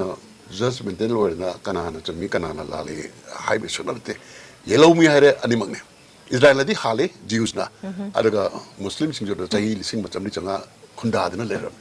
India da di lamam da chahi manga dang le tara dang le my right am le hainari ni na moi di chahi di sing amo changarum leram ne ba kanana chum duri buno achaubo wahang amane sida malim gi thakda si mage khaidong na rakanda hojik akogi social media da pawa achaubo warfare amok pen ubo fangi masida ai ba just amno wayan bi yaroi way la ga su illo ngawai masida ke no sa ina haibo right to rule by conquest haibo aina land aina job na igi right ni haibo se sigi feeling che second world war da gi chana gi dre adum chana ri bo might is right che sigi situation tawi Mahabharata mako khanjala kandana UN or so why no karintanga mai sidi akan manangam ta sidi param tamaga akhoi manipur so hoji kai da kai na mayam pakhana dina kai han dana ba khwai chawno wajari se akhoi meeting ne ba akhoi pangan kan na ya de we have to be strong in all fields live activity akhoi politically young weak way ba sina maram modina economy khangde ama khangde unity khade onchale masol da mieng chambe am pa me hojiki Hamas ka Israel da no la je kamai da lo shele ji yeng ji adaga akoi di kuba khura sum yeng gum ji se kana gun haine ye Kuki macha chani jom lan jaw re adina Israel Kuki ni Palestine and meti bi kaina adu pasala kan Kuki macha lising manga khak Israel khunda badina Middle East ki sangro history je karinta akoi gi mamai thai bang man te ba Israel citizen mo na mo di mi khudi defense da yaw di ya de ba Lising ma manu chani ka yaw khali da yaman di ne lising ma wa di yam dra lising mu yawum the anyway this is a different thing akhoi mo ga akhoi gi equation ma same bu ya roi ba tangkak tu gi matungina akhoi na makhoi gi para tamba taraga ju Israel na Kuki ni na traga maitai ni na traga Palestine na maitai ni na traga Kuki ni adumani hekta laptop pa di yada bagi ba madu gi parallel ma draw ta ba chum ya roi history yam chati na complex hoy yam chati na complex hoy chahi Lising hunga changa da akhoi written history learn ni adu mangi mogi Bible iba kaya am chulai ni dharma में हमकी cross road ने civilization में हमकी cross road ने migration में हमकी cross road ने लम्जे की history से अखोई ना study तो बता यम सांगे अखोई ने समय खरंग गांव जिना मुमुत्ता का तरफ से लोई खंग उधर सुनना तिये बको ओजा अमुक हंजन जरागा Israel अमदी Palestine की context इधर young upma तमदा हाउसिक Malim gi thakta acho asang machin chatpa kaya na habiba matamda Hamas na Palestinian khuding maku represent ta wana te habagi wafam ama ko yam toina ta jai sigi matang da ozagi kari mot lebi madu amar of the chabe aw Saudi Arabia gi leader amana so high greba mang de kawre Hamas bi to ba habnate mo arab machine hai jabane Hamas na arab represent of de Hamas na Palestinian mem represent of de Hamas na Muslim world represent of the Hagiba Saudi Arabia leader leader. Ada akhoi di kita ngai tahu dah Muslim kan non Muslim kan lang tang kanda Muslim singda akhoi terrorist organization itu Muslim organization itu mati yang bamai tahu ya. Saya kanda akhoi sentimenta natraga kerja tu yang nak kemudian lepas waktu thadu ko pay. Hendak Hamas de Palestine sinji cum land duri ne ba kari no handa ki land tang tercha hogi base masida ahan be attack se makoina Hamas na hana taw nati Hamas na hana taw Hamas na taw terrorist attack style chakre ba hostage phaba civilian population taw civilian hatba aragi yingo ahan no rocket capsule ko do minute contra da rocket lesin ter capsule moi rocket na ayam homemade home rocket ne akhoi masagi self guiding system yog do ko home rocket so mi kumu jaga ra tachal bani am so ebo ada whereas moi rocket captain ba Israel rocket lesin atang rocket ngata petrol missile kare kra moi iron dum kai le ri che magi lesin hum janga bi rocket captain hon the Israel so lesin kuntra dollar ko te be rocket am ka Israel pamure seng na da tactics to a home khulai di advantage lai ha be sim so ko paratam bhai khulai jam sophisticated atang ngata lan ngam chna te ba moi English ki aphawa generation hai ba it is not the machine, it is the man behind the machine. Machine the position riba mido, adu cooked na hena maru we have do. Same as a para tamsin jebo. A cookies in a tam kula empire, a cookie sinica. It is the man behind the machine. A cookie Western country and NATO country. I am Israel Michung Chunging. NATO the other Koto Mayam among the war you in a war against terrorism in Amasul Lagrena. At a Hamas na Madugi Lang the two. When a terrorist activity, Yaure have it. A cookie NATO Yodo Leva Arab Levak Amanaso, terrorists in a high room in a way Michung Chunguzi. And a lot of Tawisan say, Masida, I think Israel in a pool opposite Loduna,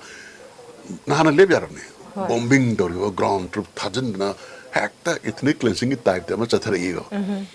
Other Egypt Israel give plans a Kangmanina.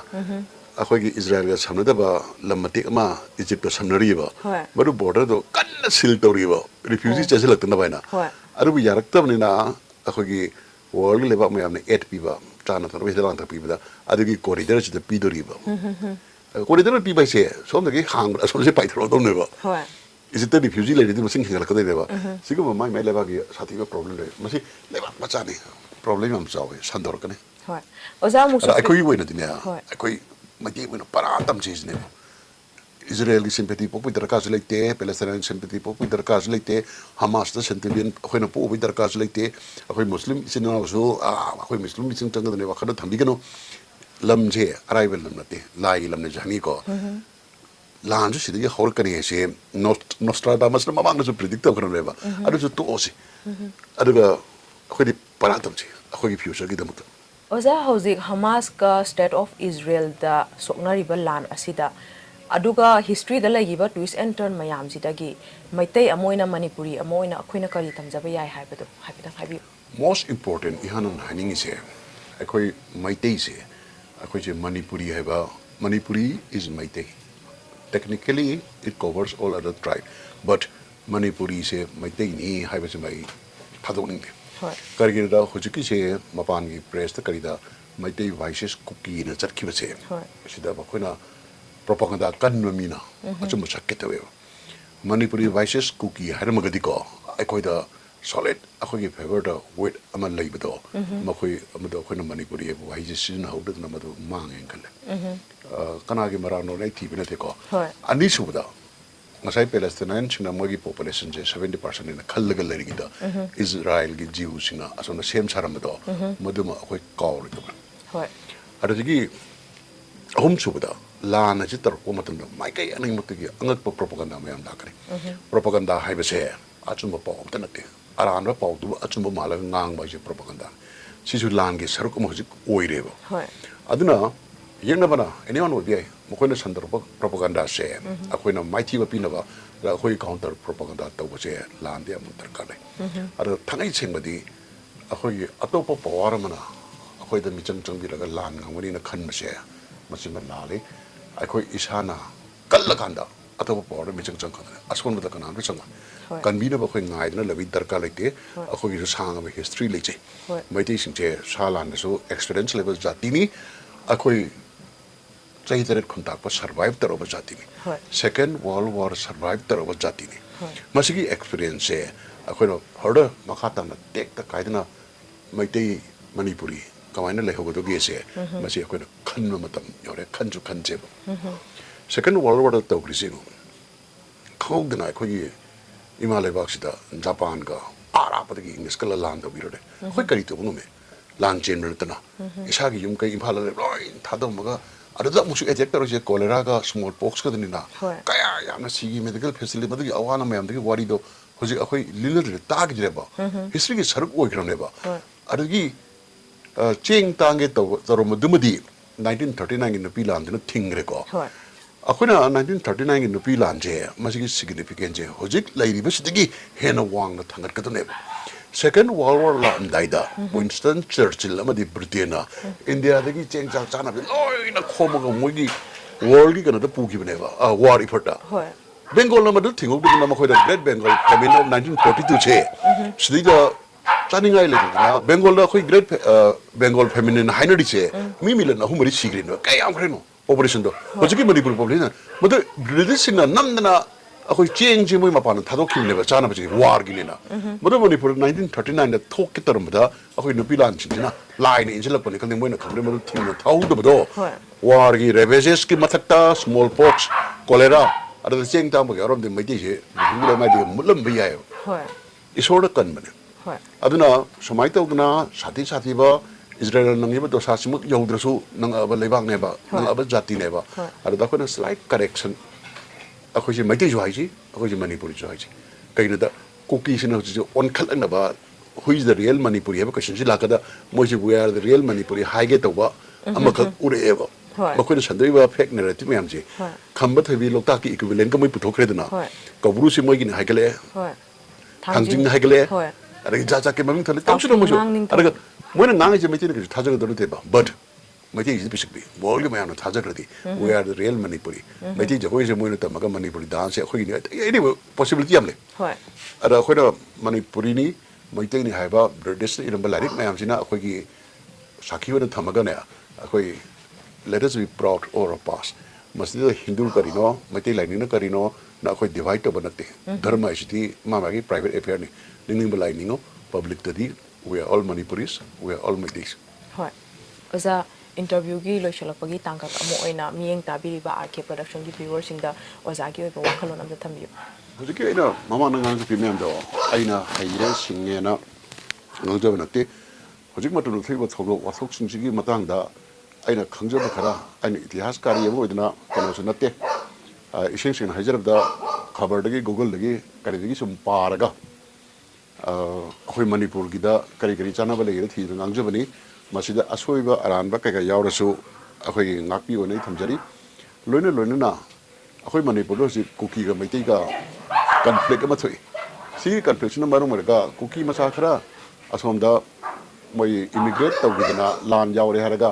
ꯏꯖꯔꯥꯏꯜꯕꯨꯅ ꯑꯩꯈꯣꯏꯒꯤ ꯌꯦꯛꯅꯕ ꯍꯦꯟꯅ ꯑꯣꯏꯅ ꯎꯕ ꯄꯦꯂꯦꯁꯇꯥꯏꯟꯁꯤꯡꯅ ꯑꯩꯈꯣꯏꯒꯤ ꯃꯔꯨ ꯑꯣꯏꯅ ꯎꯕ ꯁꯤꯒꯨꯝꯕ ꯖꯁꯃꯦꯟꯇꯦꯜ ꯑꯣꯏꯕꯁꯦ ꯃꯁꯤꯗꯤ ꯆꯨꯝꯗꯦ ꯑꯅꯤꯁꯦ ꯅ꯭ꯌꯨꯇ꯭ꯔꯦꯜ ꯁꯥꯈꯤ ꯑꯃ ꯑꯣꯏꯅ ꯑꯩꯈꯣꯏ ꯀꯨꯞꯅ ꯌꯦꯡꯉꯒ ꯃꯁꯤꯗꯒꯤ ꯇꯝꯕ ꯌꯥꯕ ꯄꯔꯥ ꯇꯝꯍꯧꯔꯒ ꯑꯩꯈꯣꯏꯒꯤ ꯇꯨꯡꯒꯤ ꯁꯦꯀ꯭ꯌꯨꯔꯤꯇꯤ ꯁꯦꯐꯇꯤꯒꯤ ꯀꯔꯤ ꯇꯧꯁꯤꯒꯦꯗꯣ ꯃꯗꯨ ꯃꯌꯥꯝ ꯈꯟꯅꯕꯤꯌꯨ ꯍꯥꯏꯔꯒ ꯑꯩ ꯂꯣꯏꯁꯤꯟꯖꯔꯦ ꯊꯦꯡꯛ ꯌꯨ ꯉꯁꯤꯒꯤꯗꯃꯛꯇꯗꯤ ꯃꯇꯥꯡ ꯑꯁꯤꯗ ꯇꯦꯟꯁꯤꯟꯖꯔꯤ ꯃꯤꯠꯌꯦꯡ ꯇꯥꯕꯤꯔꯤꯕ ꯄꯨꯝꯅꯃꯛꯄꯨ RK ꯄ꯭ꯔꯗꯛꯁꯟꯒꯤ ꯃꯥꯏꯀꯩꯗꯒꯤ ꯊꯥꯒꯠꯆꯔꯤ